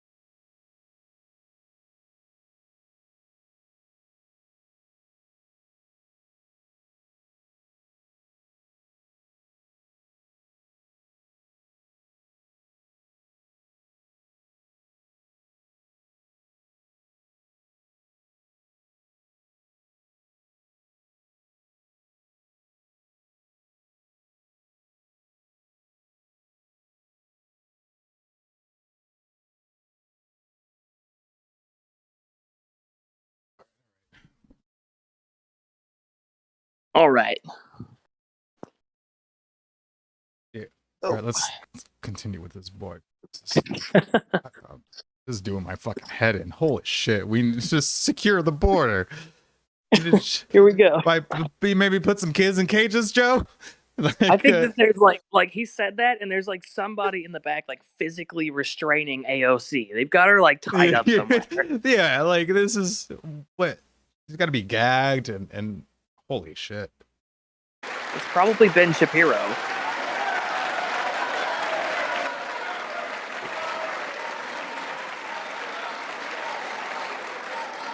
Build the wall, they're chatting. At our border, we've installed new technology like cutting-edge scanners to better detect drug smuggling.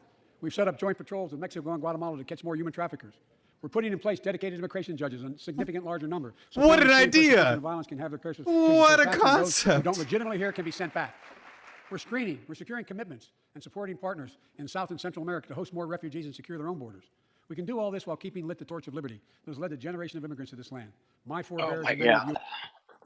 What the this is really fucking weird. Like I don't lie. I did not like. I knew that it would be stupid. I knew that it would be bad.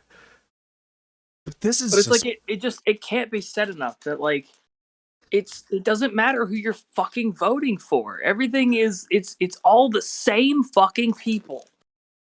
it's just, And like it's like this is and then he's pretending like this is his idea, you know, like this is like, and he didn't just spend a campaign like disparaging a guy who had this exact same position. And of course you're not gonna hear anybody complain about it. We haven't heard anybody complain about it. Nothing has really fucking changed in the last 2 years when it comes to like immigration policy and stuff. Like there's still quote unquote kids in cages. They're still doing it.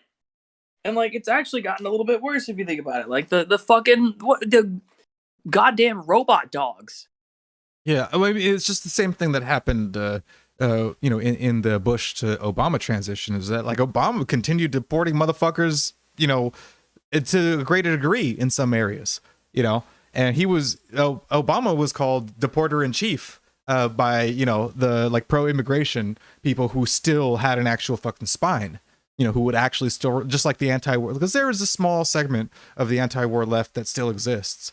Because I mean, I listen to. That's what I do. I listen to the Scott Horton show and his podcast, and it's all centered around foreign policy. And a lot of people that he talks to are left leaning. Mike Gravel, yeah, he's a good example of that too. Is like he's you know, an example of the anti-war left that still exists, but they're disparaged and they're fucking, you know, they're considered pariahs among the mainstream, you know, corporate left and the fucking, you know, neolibs that are here, and yeah, it's just It's crazy to hear this shit coming out of Biden's. It's crazy. I mean, it's only been it hasn't been that long. No, he's been here 1 year. Remember, this is his first State of the Union. He was fucking, he was elected of January last year or whatever. And so yeah, the first year of COVID was Trump, you know, and the second year it has been him. This is his. It's just, and it's just a complete fucking like, what the fuck? Defend America, you know, and yeah, that's why they're chanting "build the wall." It's like that's it. They're like, yes, the Republicans are saying that's what the fuck we were saying before. Build the wall, idiot. On board with it. Like that's, you're just fucking agreeing with the Republicans in the room, and what the fuck? This is so. I mean, so on one hand, this is exactly what the fuck we've been saying that politics is, and then on the other hand, it's just a marvelous thing to behold it actually happen in front of your face. It's still nuts to see it. Like it's still fucking like you hope you're wrong most of the time. Yeah, because the thing is, we sound like conspiracy theorists. We sound fucking crazy whenever we talk about politics, and I want to believe that we are. Yeah, but because the alternative, right, yeah, because if we're right, then this is a horrible fucking world that we live in. But turns out, this is a fucking horrible world that we live in. It is. Viewers, provide a pathway to citizenship for dreamers, those with temporary status, farm workers, essential workers. Revise our laws so businesses have workers they need and families don't wait decades to reunite. It's not only the right thing to do, it's economically smart thing to do. That's why the immigration reform is supported by everyone from labor unions to religious leaders to the U.S. Chamber of Commerce. Let's get it done once and for all. Folks, this is so surreal. Advancing liberty and justice also requires protecting the rights of women. The constitutional right affirmed by Roe v. Wade, standing precedent for half a century, is under attack as never before. If you want to go forward, not backwards, we must protect access to health care, preserve a woman's right to choose, and continue to advance maternal health care for all Americans. And folks, for our LGBTQ plus Americans, let's finally get the bipartisan he said it to my desk.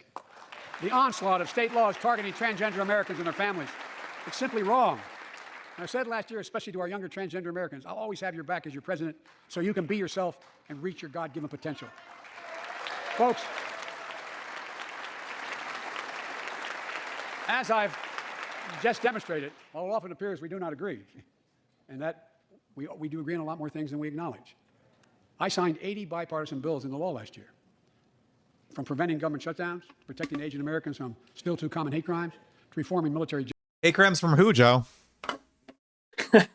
I mean, let's be honest. Who's doing those hate crimes? if anybody would be okay saying it, it's him. Let's be honest.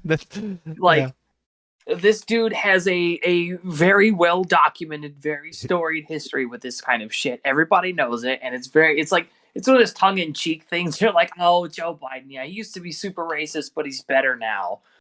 Like, so, but well, and like, or he used to be like homophobic, and he's better now. It's like, well, the thing is, it's like the only thing that's like they're politicians. This is what they do, right? Is that they pander. That's their whole fucking shtick. It's like, and much more easily gonna get me to believe that Joe Biden has not changed what he thinks. He's just changing what he's saying, rather than you're gonna get me to believe that this fucking 80-something-year-old dude has like radically altered his views on stuff like this. Like, no. And all you have to do to confirm this shit is just like look at Hillary Clinton and Obama talk about gay marriage in like 2008 versus 2012. Dola, who fucking instituted the Defense of Marriage Act? Like, whose name is on that? It's Bill fucking Clinton. I watched Hillary Clinton on the television get up on stage and talk about defending marriage and how marriage is between a man and a woman. And I've seen Obama say that marriage is between a man and a woman. Again, it wasn't that long ago.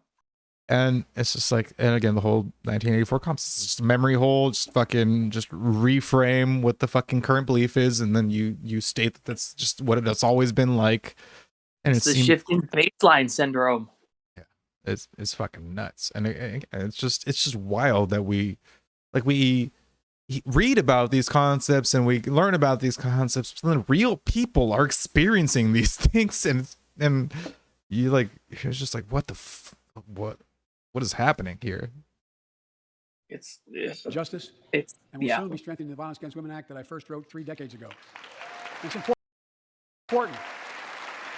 It's important for us to show the nation. We can come together and do big things. So tonight I'm offering a unity agenda. By the way, the Violence Against Women Act, because I did talk about politics all along my Tumblr career, where the fuck, stay. But, one thing that I did talk about a lot, like 5 years ago, was men's rights and anti-feminism and that kind of stuff. And VAWA, that's a whole nother fucking bill, because it's like that secured Violence Against Women Act. It secured like funding for like domestic violence centers and shit like that, and resources and anti-rape. It's a huge bill. Resources and stuff like that, but it's obviously gendered for women only. And it basically solidified the fact that the domestic violence research field, or the domestic violence advocacy and resource field, would be only geared towards female victims and not male. It's all in one direction, and not male victims. And they guarantee like the services, the funding sources are that they must be for female victims and stuff. And so, all of the swathes of male victims in terms of like domestic violence are basically left without funding for these sorts of things. And so, not that I think that any of this should be government funded to fucking begin with, but it's like, that's what happens is that when you have this sort of political sort of source for guiding your funding, then you only address one aspect of the problem. Like, sure, women should definitely have resources if they're in a situation where they're being abused by a spouse. But when you fund it through political means, then you ignore everybody else who's also affected by it. Right. Yeah, absolutely. So, I mean, Violence Against Women Act is just like, no, he's going to expand it, increase it, and just make it better. Even bigger. 4 big things we can do together, in my view. First, beat the opioid epidemic. There's so much we can do. Increase funding for prevention, treatment, harm reduction, and recovery. Get rid of outdated rules and stop doctors that stop doctors' prescription. Could we make being an opioid addict legal? Could we not criminalize possession of opioids? That might help out some people. You think the war on drugs has something to do with this? What are you talking about? Yeah. What? War on drugs and the drug epidemic. We won that one, right? The war on drugs, we won that one? I don't remember. What happened? Back in the 70s, we won it. Describing treatments. Stop the flow of illicit drugs by working with state and local law enforcement to go after the traffickers. And if you're suffering from addiction, you should know you're not alone. What race are drug traffickers and drug dealers primarily, Joe? What's your whole stance on racial justice, and then also targeting people who are primarily minorities? Again, this is insane in terms of like speech writing. In terms of like, none of this means anything. Well, it's like there's no hint of irony. It's like they wrote the speech, but like they just kind of I think they're banking on the fact that like most of the people who voted for Joe Biden have no fucking clue what he actually did most of his career. Like they have no idea. and yeah, again, the Because whole otherwise, Hunter just Biden because situation, again, like Rick Wolf was pointing out, the Hunter Biden situation is like just a blatant like stain of hypocrisy on there. Like just chilling. It's just there. Everybody knows it's there. It's not even an elephant in the room anymore. It's like a dead body that's just like rotting, and everybody's ignoring it. It honestly, like the whole idea, like I mean, we had Rob Ford before, like of like the whole like drug addicted politician, or the politician with a drug addicted son, or a child of any sort. Like this is like a meme, like it's a fucking just like a kind of like a stereotype and shit. But it's just like Hunter Biden plays into it like 3,000%. He's like a dude who fucking loves like foreign hookers and and fucking illegal drugs and and has like missing teeth, and then his dad is the president of the United States. Like, it's just like it's insane. And it's like, yeah, I mean, it's one of those, it's like it's well known by now, but like somehow it doesn't get talked about with the stuff like this. And then somebody writes this fucking speech, and like somehow it never crosses their mind that this just might be bad optics. Just on its face, just incredibly hypocritical and it's stupid. Believe in recovery, and I celebrate the 23 million Americans in recovery. Second, like your son, take on mental health, especially among our children whose lives and education have been turned upside down. The American Rescue Plan gave schools money to hire teachers and help students make up for lost learning. I urge every parent to make sure your Why did they lose learning? Does just that. What could affect their mental health, Joe? We can all play a part. Sign up to be a tutor or a mentor. Children were also struggling before the pandemic: bullying, violence, trauma, and the harms of social media. As Frances Haugen, who is here tonight with us, has shown, we must hold social media platforms accountable for the national experiment they're conducting on our children for profit. Folks, thank you. Thank you for the courage you showed. It's time to strengthen privacy protections. Ban targeted advertising to children. Demand tech companies stop collecting personal data on our children. And let's get all Americans the mental health services they need. More people can turn for help, and full parity between physical and mental health care if we treat it that way in our insurance. Look, the third... Again, like the whole idea of like that people are against this, like as a general principle, like is just fucking stupid. It's like, but we don't need the government to fund our mental health. It's yeah. I mean, it's just yet another example of getting up on stage and saying something that's just generally agreeable. Like it's like getting up on stage and saying like we got to stop rape.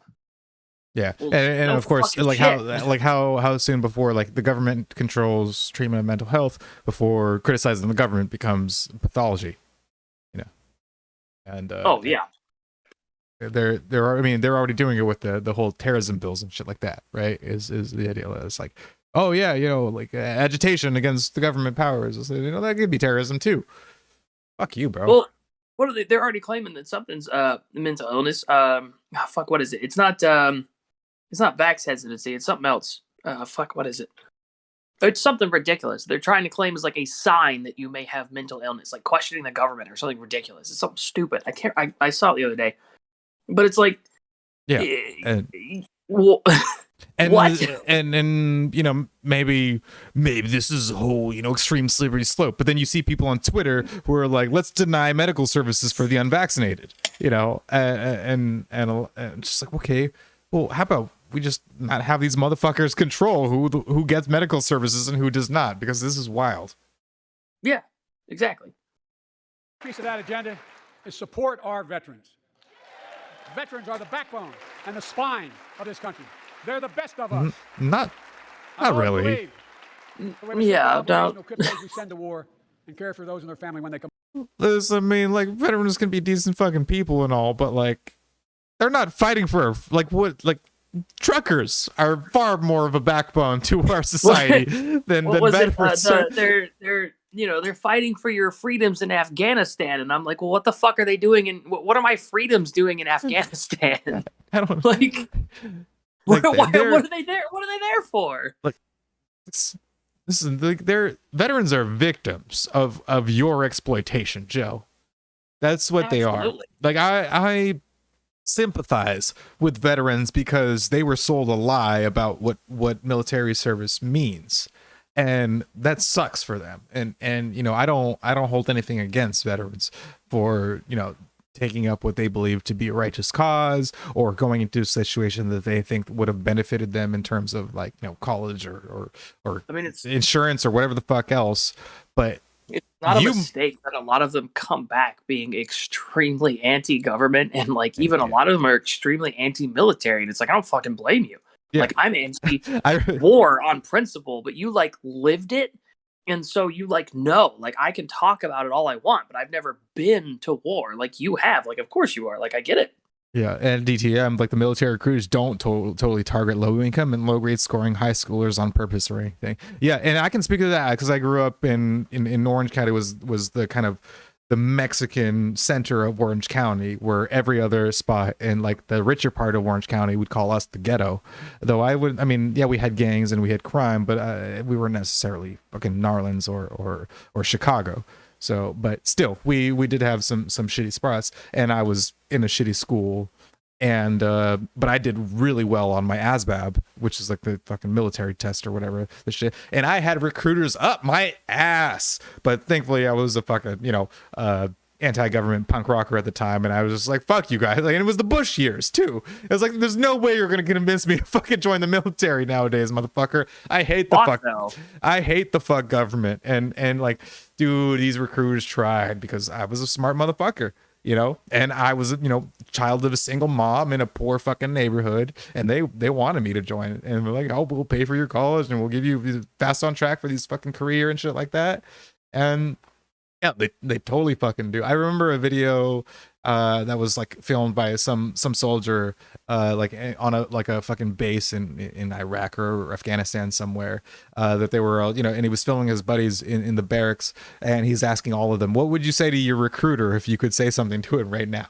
And 95% of them were just disparaging fucking just insults, like, fuck you fucking lying sack of shit, motherfucker, type of shit.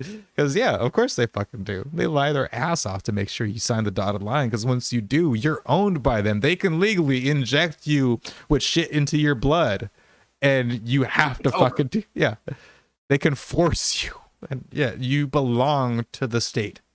So fuck that noise.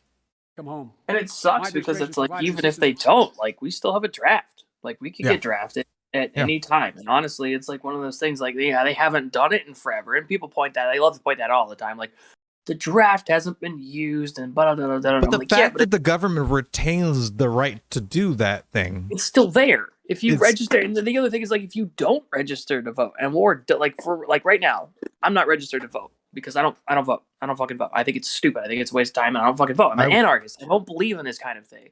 I thankfully got a felony at 19, so I have an excuse that I can sling around to anybody. I just need to go. I need to go do that.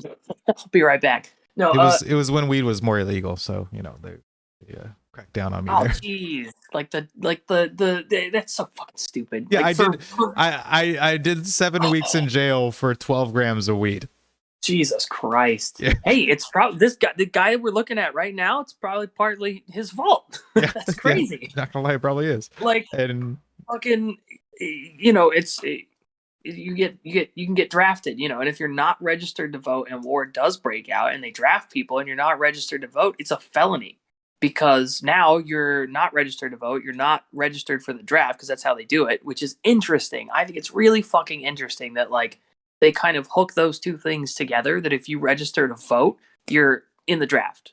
Yeah. So it's like, here, sign up to vote, but you're also, kind of secretly like signing away your body to the government. The initial justification for that, like over 100 years ago, was the fact that it's like, if you are part of the society that decides how how the government works, and your vote is gotta die to defend it. Yeah, exactly. Is that you are also obliged to contribute to its survival. And fuck that noise. Very cool. They do both here. They tempt you with a flashy officer title, they're not gonna. It's It's irrelevant. It's not used. Corvette. You would? If they're not going to enact the draft, get rid of it flat out. Get rid of it. If it's not going to be. But the thing is, they want to retain the statement that they have the power to use it.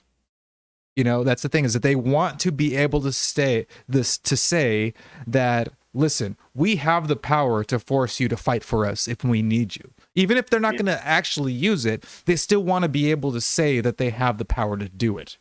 Because they're not going to give that up. Like, they're never going to go backwards. They're never going to give up an ability to force you to do something. They're just going to always want to keep that in their pocket, even if they don't use it, because it's still a message to the people underneath them. It's still saying, hey, we can do this, and we have the right to do this. We're not going to do it because we decided not to, not because we can't do it. We can do it, and we will if we need to, but we're not going to do it just yet because we're nice. So you better comply with everything that we do. Because it's always undercut with that. We're being magnanimous by not using this power that we gave ourselves. Yeah, exactly. The job training, housing, and now helping lower-income veterans get VA care debt-free. And our troops in Iraq and Afghanistan face many dangers. One being stationed at bases breathing in toxic smoke from burn pits. Here it is. Facing dangers in Afghanistan. I wonder who knows about that.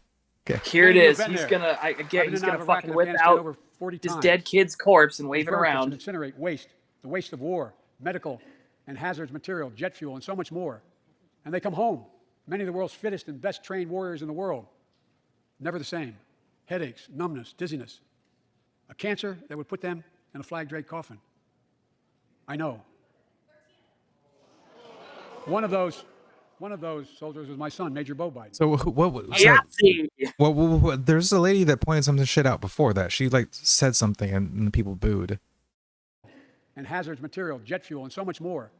And they come home. Many of the world's fittest and best trained warriors in the world. Never the same. Headaches, numbness, dizziness. A cancer that would put them in a flag-draped coffin. I know. One of those. She said 13 of them? I don't know. 13 of them? I'm not exactly sure what that reference is. Yeah. 13 dead from the withdrawal. Okay, so when the Afghanistan withdrawal, there was a specific number that had died there. Okay, well, yeah, that makes sense, man. Yeah, if you're directly involved, because he was late with the withdrawal. Like, that was already supposed to happen. And it was done in the worst fucking way possible. Yeah. Okay. So yeah, I'm just curious because I heard 13 or so, but I didn't realize what the reference was to. I think it was his Afghanistan withdrawal. Interesting. Those soldiers was my son, Major Bo Biden. I don't know for sure if the burn pit that he lived near, that his hooch was near, in Iraq and earlier than that in Kosovo, is the cause of his brain cancer, the disease of so many other troops. But I am committed to find out everything we can. Committed to military families like Danielle Robinson from Ohio, the widow of Sergeant First Class Heath Robinson. He was born a soldier, Army National Guard, combat medic in Kosovo and Iraq, stationed near Baghdad, just yards from burn pits the size of football fields.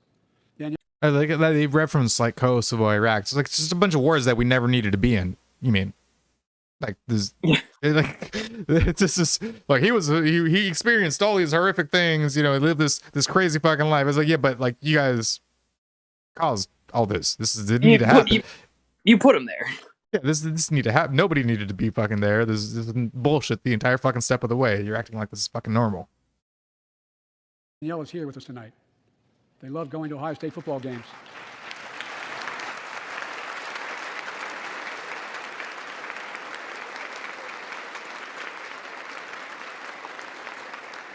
And he loved building Legos with their daughter. But cancer from prolonged exposure to burn pits ravaged Heath's lungs and body.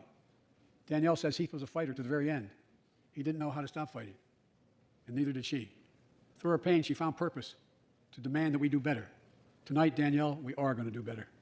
The VA is pioneering new ways of linking toxic exposure to disease, already helping more veterans get benefits. And tonight, I'm announcing we're expanding eligibility to veterans suffering from 9 respiratory cancers. I'm also calling on Congress to pass a law to make sure veterans devastated by toxic exposure in Iraq and Afghanistan finally get the benefits of the comprehensive health care they deserve. What was stopping him from doing it before? His fucking son died forever ago. Like, Yeah, I mean, yeah, he hasn't been around here for 50 years. Like, this is so meaningless.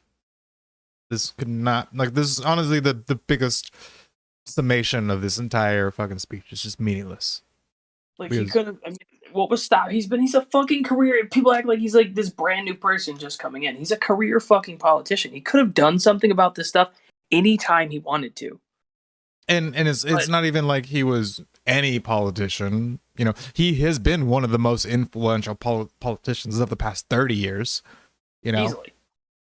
let's say 20. You know, to be more generous, right? I mean, he was the chairman of the Senate Committee on Foreign Relations back in 2001. Like he is, or 2002, when we were voting to go into Iraq, he was the chair who oversaw the decision to go into Iraq. So Yeah. when the debate was there, he chose the people who were testifying before the Senate to decide to go to Iraq. And what did he do? He filled it with warhawks who said that Saddam was a danger, who had weapons of mass destruction, who needed to be Weapons of mass stopped. destruction. He needed to be stopped, and all these were lies to the American people. He is literally the single most responsible person for us going to war in Iraq outside of George Bush himself. In the first place. And now he's standing up here and yeah. Yeah, Ooh. pretending like, oh, we need to fucking give, you know, veterans these benefits and helps and stuff. It's like, why do they need this shit, Joe? Who is this we? Yeah, who is this we? Like, you did all this. Yeah, and it's arguable even more so than Bush, like Rick Wolf says. Like, it's, you know, people want to paint Bush as the responsible party, and like, if there's one more responsible party outside of Bush, it's Joe Biden. Like, it's literally the top guy responsible for all this shit. And yeah, he's pretending like he's like, oh, it was the Republicans in charge at the time. I'm just trying to pick up the pieces of all this shit. Fuck off. And this little kid right here has no fucking idea about anything. He wasn't born when this shit happened. He has no idea what's going on. And fourth and last, let's end cancer as we know it. This is personal. Oh, thank God he said to end cancer, because none of us wanted to do that before. This is personal to me and to Jill and to Kamala and so many of you. So many of you have lost someone you love. Husband, wife, son, daughter, mom, dad. Cancer is the #2 cause of death in America, second only to heart disease. Last month, I announced the plan to supercharge the cancer moonshot that President Obama asked me to lead 6 years ago. Our goal is to cut cancer death rates by at least 50% over the next 25 years. I think we can do better than that. Turn cancers from death sentences into treatable diseases. More support for patients and their families. To get there, I call on Congress to fund what I call ARPA-H, Advanced Research Projects Agency for Health. Pattern after DARPA in the Defense Department. Projects that led in DARPA to the internet, GPS, and so much more to make our forces more safer and be able to wage war with more clarity. Okay, hold on a second. I need to rewind that and do that at normal speed. Because we're seeing a more lucid and more sharp Joe than I know is the reality, and I just want to see how he says this at Yeah, we got normal him on speed. some uppers. Support for patients and their families. To get there, I call on Congress to fund what I called ARPA-H, Advanced Research Projects Agency for Health. Pattern after DARPA in the Defense Department. Projects that led in DARPA to the internet, GPS, and so much more to make our forces more safer and be able to wage war with more clarity. Dude, this is not like I mean, we've been watching this at 1.5 speed, so we're just getting his talking points. You know, when you slow it down, he sounds awful. I'm sorry. He sounds like he's like. And again, like you say when we slow it down, it's like no, when we play it at normal speed, we're not slowing it down. Yeah. We slow it back down to what it actually is. Like this is Grandpa having a lucid moment. This is like just bizarre. Like listening to him, he's just kind of like it's really weird. Like I had a fucking tall can of an IPA and then another tall can of a lager, and I'm working on my third tall can here. And I sound more sober than this motherfucker does. Like, oh man! Purpose to drive breakthroughs in cancer, Alzheimer's and diabetes, and more. A unity agenda for the nation. We can do these things. It's within our power, and I don't see a partisan edge to any one of those four things. My fellow Americans, tonight, this is painful. Yeah. We've gathered in this sacred space. Oh, God. Democracy. In this capital, generation after generation of Americans have debated great questions amid great strife and have done great things. We fought for freedom, expanded liberty, debated totalitarianism and terror. Holy fucking shit, man. This is I can't. And it's the same. I mean, I had the same issue with the fucking the phrase "our sacred democracy" just pisses me off. Shut the fuck up. Our sacred democracy, this sacred chamber, like fuck you, asshole. Our sacred democracy, like the. Oh. Oh. Yeah, this is wild shit. I was strapped in for something. We make jokes about like statism being a fucking religion, but it's a fucking religion. Yeah. In every sense of the word, it's become it's like a religious thing. Yeah, because it's immune to actually understand this, like the world around you. Like it's just platitudes. It's just. All these pure things. Rhetoric it's pure rhetoric is what it is. Exactly. It's absolutely. And like, Joe Biden standing up there talking about, we're the sacred chamber. Like, boy, it's exhausting. This guy's wild. Freest and most prosperous nation the world has ever known. Now is the hour. Our moment of responsibility. Our test of resolve and conscience of history itself. It is in this moment that our character of this generation is formed. Our purpose is found. Our future is forged. Well, I know this nation. We'll meet the test, protect freedom and liberty, expand fairness and opportunity, and we will save democracy. As hard as those times have been, I'm more optimistic about America today than I've been my whole life, because I see the future that's within our grasp, because I know there's simply nothing beyond our capacity. We're the only nation on earth that has always turned every crisis we face. Let's do that normal speed. Our moment of responsibility. Our test of resolve and conscience of history itself. It is in this moment that our character of this generation is formed. He sounds so our purpose sleepy. Is found. Our future is forged. Well, I know this nation. We'll meet the test. Protect freedom and liberty. Expand fairness and opportunity. And we will save democracy. I'm more optimistic about America today than I've been my whole life, because I see the future that's within our grasp, because I know there's simply nothing beyond our capacity. We're the only nation on earth that has always turned every crisis we've faced into an opportunity. The only nation that can be defined by a single word: possibilities. So on the only nation? Really? Like what's the fuck? Hold on.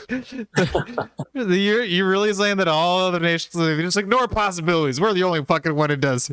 Like, what the fuck kind of xenophobic ass? Like, this is just some sort of Trump ass shit. I mean, again, it's insane. I swear to God, you could take the same fucking speech and put it in front of Trump and have him read it, and he'd probably spice it up a little bit with some of his whatever his Trumpisms, but like it you wouldn't notice the difference. Republicans would fucking clap their asses off for this shit. It wouldn't sound weird coming out of Trump's mouth. It sounds fucking surreal coming out of Biden's mouth, and seeing these people clap for it, because like I mean, it's all the same pieces, same faces. It's all the same people that we've been seeing for the last, all during the Trump administration. Yeah, so spouting words like xenophobic and racist, and all this type of shit, and then even the LGBT and trans shit too. Like that's literally what Trump did. He pandered to that side just as much, but then when he did it, everyone was like, "Well, fuck that guy," blah blah blah. And then when he does it, it's like, "Oh, it's a brave boy." Like, thank you so much for representation. Fucking insane. It's just wild that this is actually happening. To report on the state of the nation, the state of the union, and my report is this: the state of the union is strong because you, the American people, are strong. It's like he finally says, something about this. Strong. He finally says something about the state of the union for the past year, and it's something just completely disconnected with anything that actually happened. He just says that it's strong. The democracy is strong, and you're like, yeah, it is. It's great. Woo! Everybody clap. We're stronger today than we were a year ago. Are we though? And we'll be stronger a year from now than we are today. In a year, we'll have flying cars. To meet and overcome the challenges of our time. And we will, as one people, one America, the United States of America. We're back to preaching unity again. I get it. And may God protect our troops. Thank you. Go get him. Go get him. Go get him. That's the posing. Go get him. Go get him. Oh my God. Holy fucking shit. I feel like the longer it went on, the more tired he started sounding. Like, I don't know, maybe they juiced him up with a little kid before they put him up on stage. Yeah, maybe he got his maybe was able to bury a dog quickly underneath the stage, and that gave him a little boost for the moment, but it wore off after. Like, it's like, I mean, how long is that? What, like an hour and almost 30 minutes? What did he fucking say? Yeah, well, the speech itself was about an hour, because it started about 20 minutes in. It was like a lot of intro before that, and so yeah. Like, what the hell did he actually fucking say? Ugh. No, and he didn't actually review, like, because the State of the Union, what it's supposed to be is reviewing what happened the past year. The amount of jobs growth, and like the policies that were proposed, and how they made things better, and all this stuff. And what he did is talk about what he's gonna do next year. And that was it's like he's giving a campaign speech. It's not what I have done. Like, how have I made good? Because it's supposed to be how you've made good on your campaign promises. Like, what have you done in your first year? And the problem for Joe is that his first year was a dumpster fire. So he can't actually brag about what happened the past year because the fuck all has been good. Jesus Christ. And oh my God. This is some amazing ass shit. I gotta tell you, this was a good first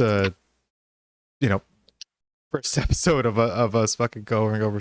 I don't know if the rest of the episodes will be about like us finding something and just watching it and reacting to it, or finding a topic and talking about it. But it was a good No, this was perfect. If anything is a sign of the times, it was fucking that.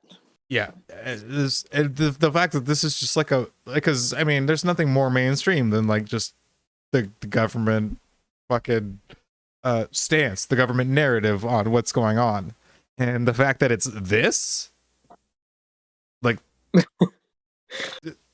this is what you got to report to us, Joe. It ain't much, which is like 80% what the fuck Trump was campaigning on. I mean, honestly, I think that's a conservative estimate. Like, that was insanely surreal. Like how much of the stuff that he went over was the kind of stuff that we were constantly hearing about during Trump's 4 years. I mean, because I mean, let's be honest. Like, I mean, it was a long 4 years of just nothing but this kind of shit being constantly criticized and scrutinized, like down to every little minute detail. I mean, for fuck's sake, like, I mean, literally, Trump's everything the guy dessert was doing. reported on. You know, You know how many times he wiped his ass in a day because everybody was reporting on it, and like not only that, but like analyzing it to mean stuff. You know, but Joe Biden gets up front and literally just gives a speech that could have been written for Trump. And I haven't. I mean, oof. yeah, it's Ooh. we got to secure our borders.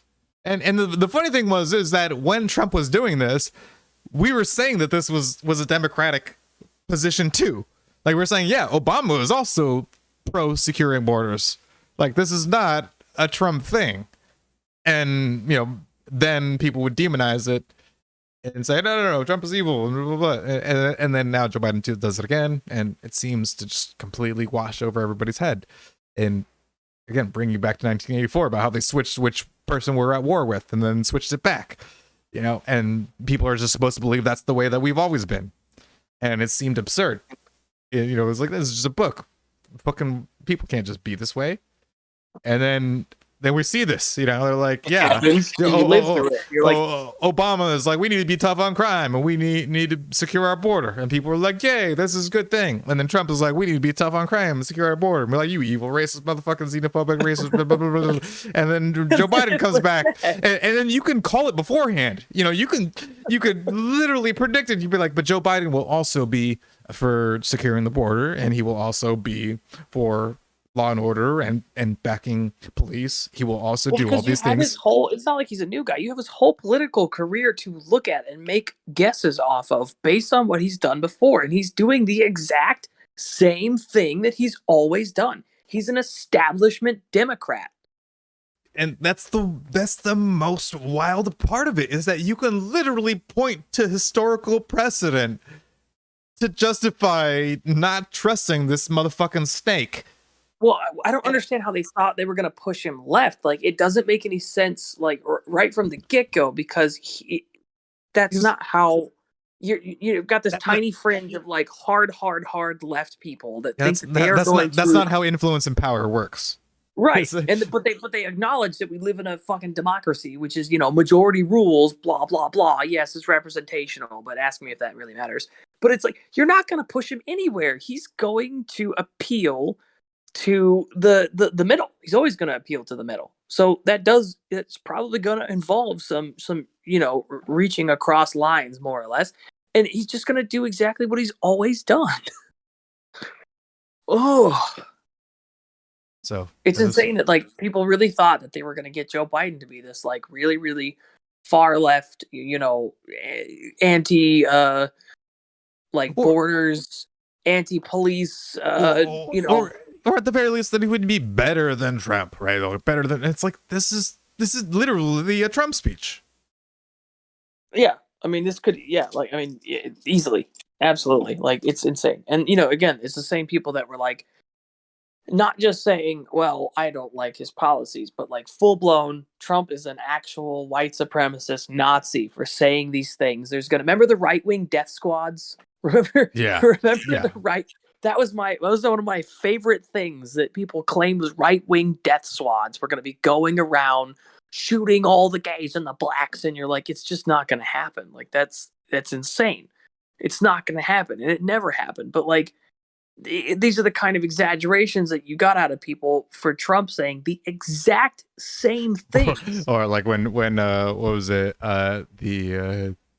The Handmaid's Tale like TV show came out, and they're like, oh my god, this is so relevant in the era of Trump, because it was like they're not going to enslave. Like, one, Trump is not a fundamentalist Christian.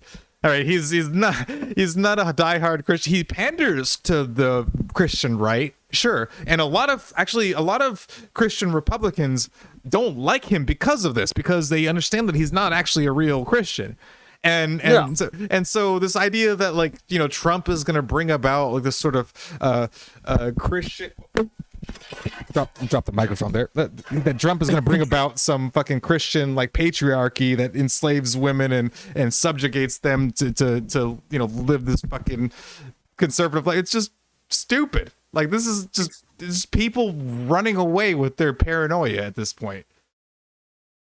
But and then yeah, I mean, he says these things and people freak out, and jump, like, absolutely they go the farthest they possibly can with these things. He's a white supremacist. He's going to bring about a patriarchy where women and minorities are enslaved. He's going to kill all the LGBTQ people and all this other stuff. And of course, none of it fucking happens. But then you get this Joe Biden speech that's like a carbon fucking copy of, I mean, let's be honest, it's a carbon copy of fucking Trump's platform when he was running, and then all the Make America. I mean, what's the difference, really? What's the fucking difference between Build Back Better and Make America Great Again?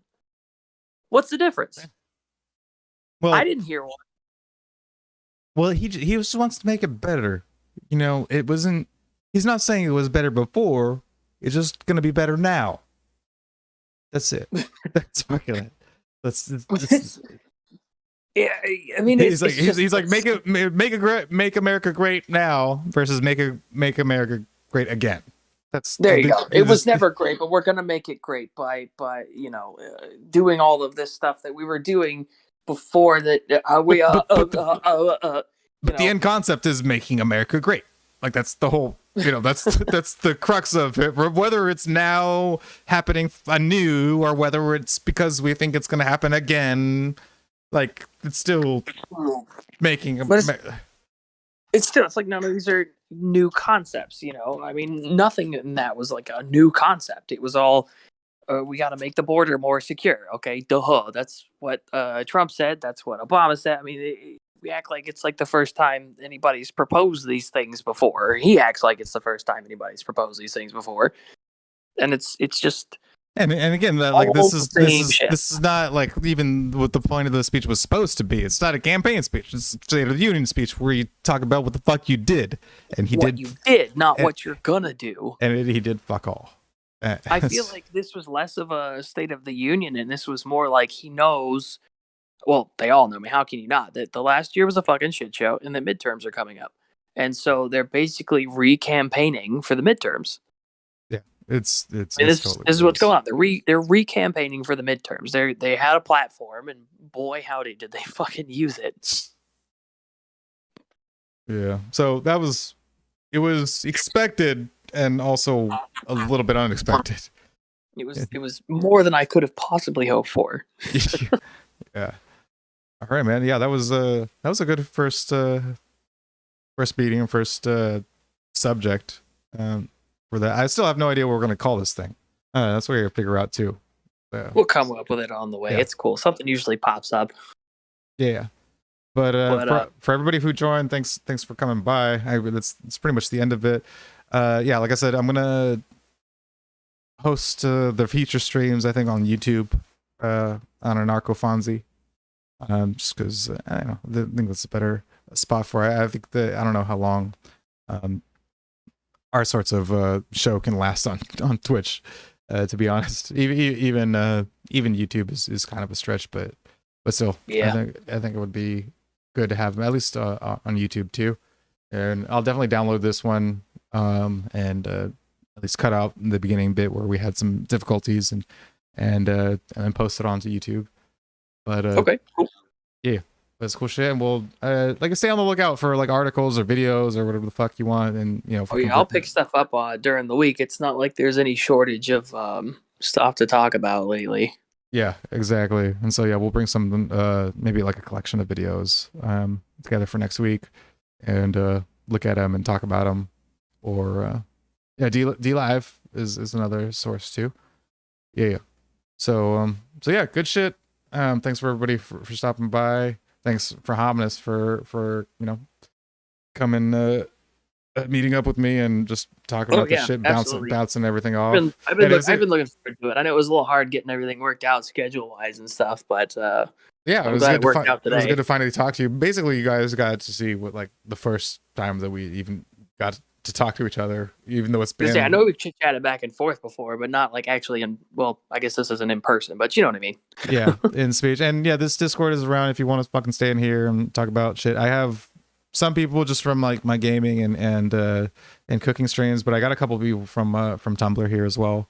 And so yeah, that's a decent place to fucking shoot the shit sometimes. Yeah, well, I think I got next Monday off, so I should be free the same time next week.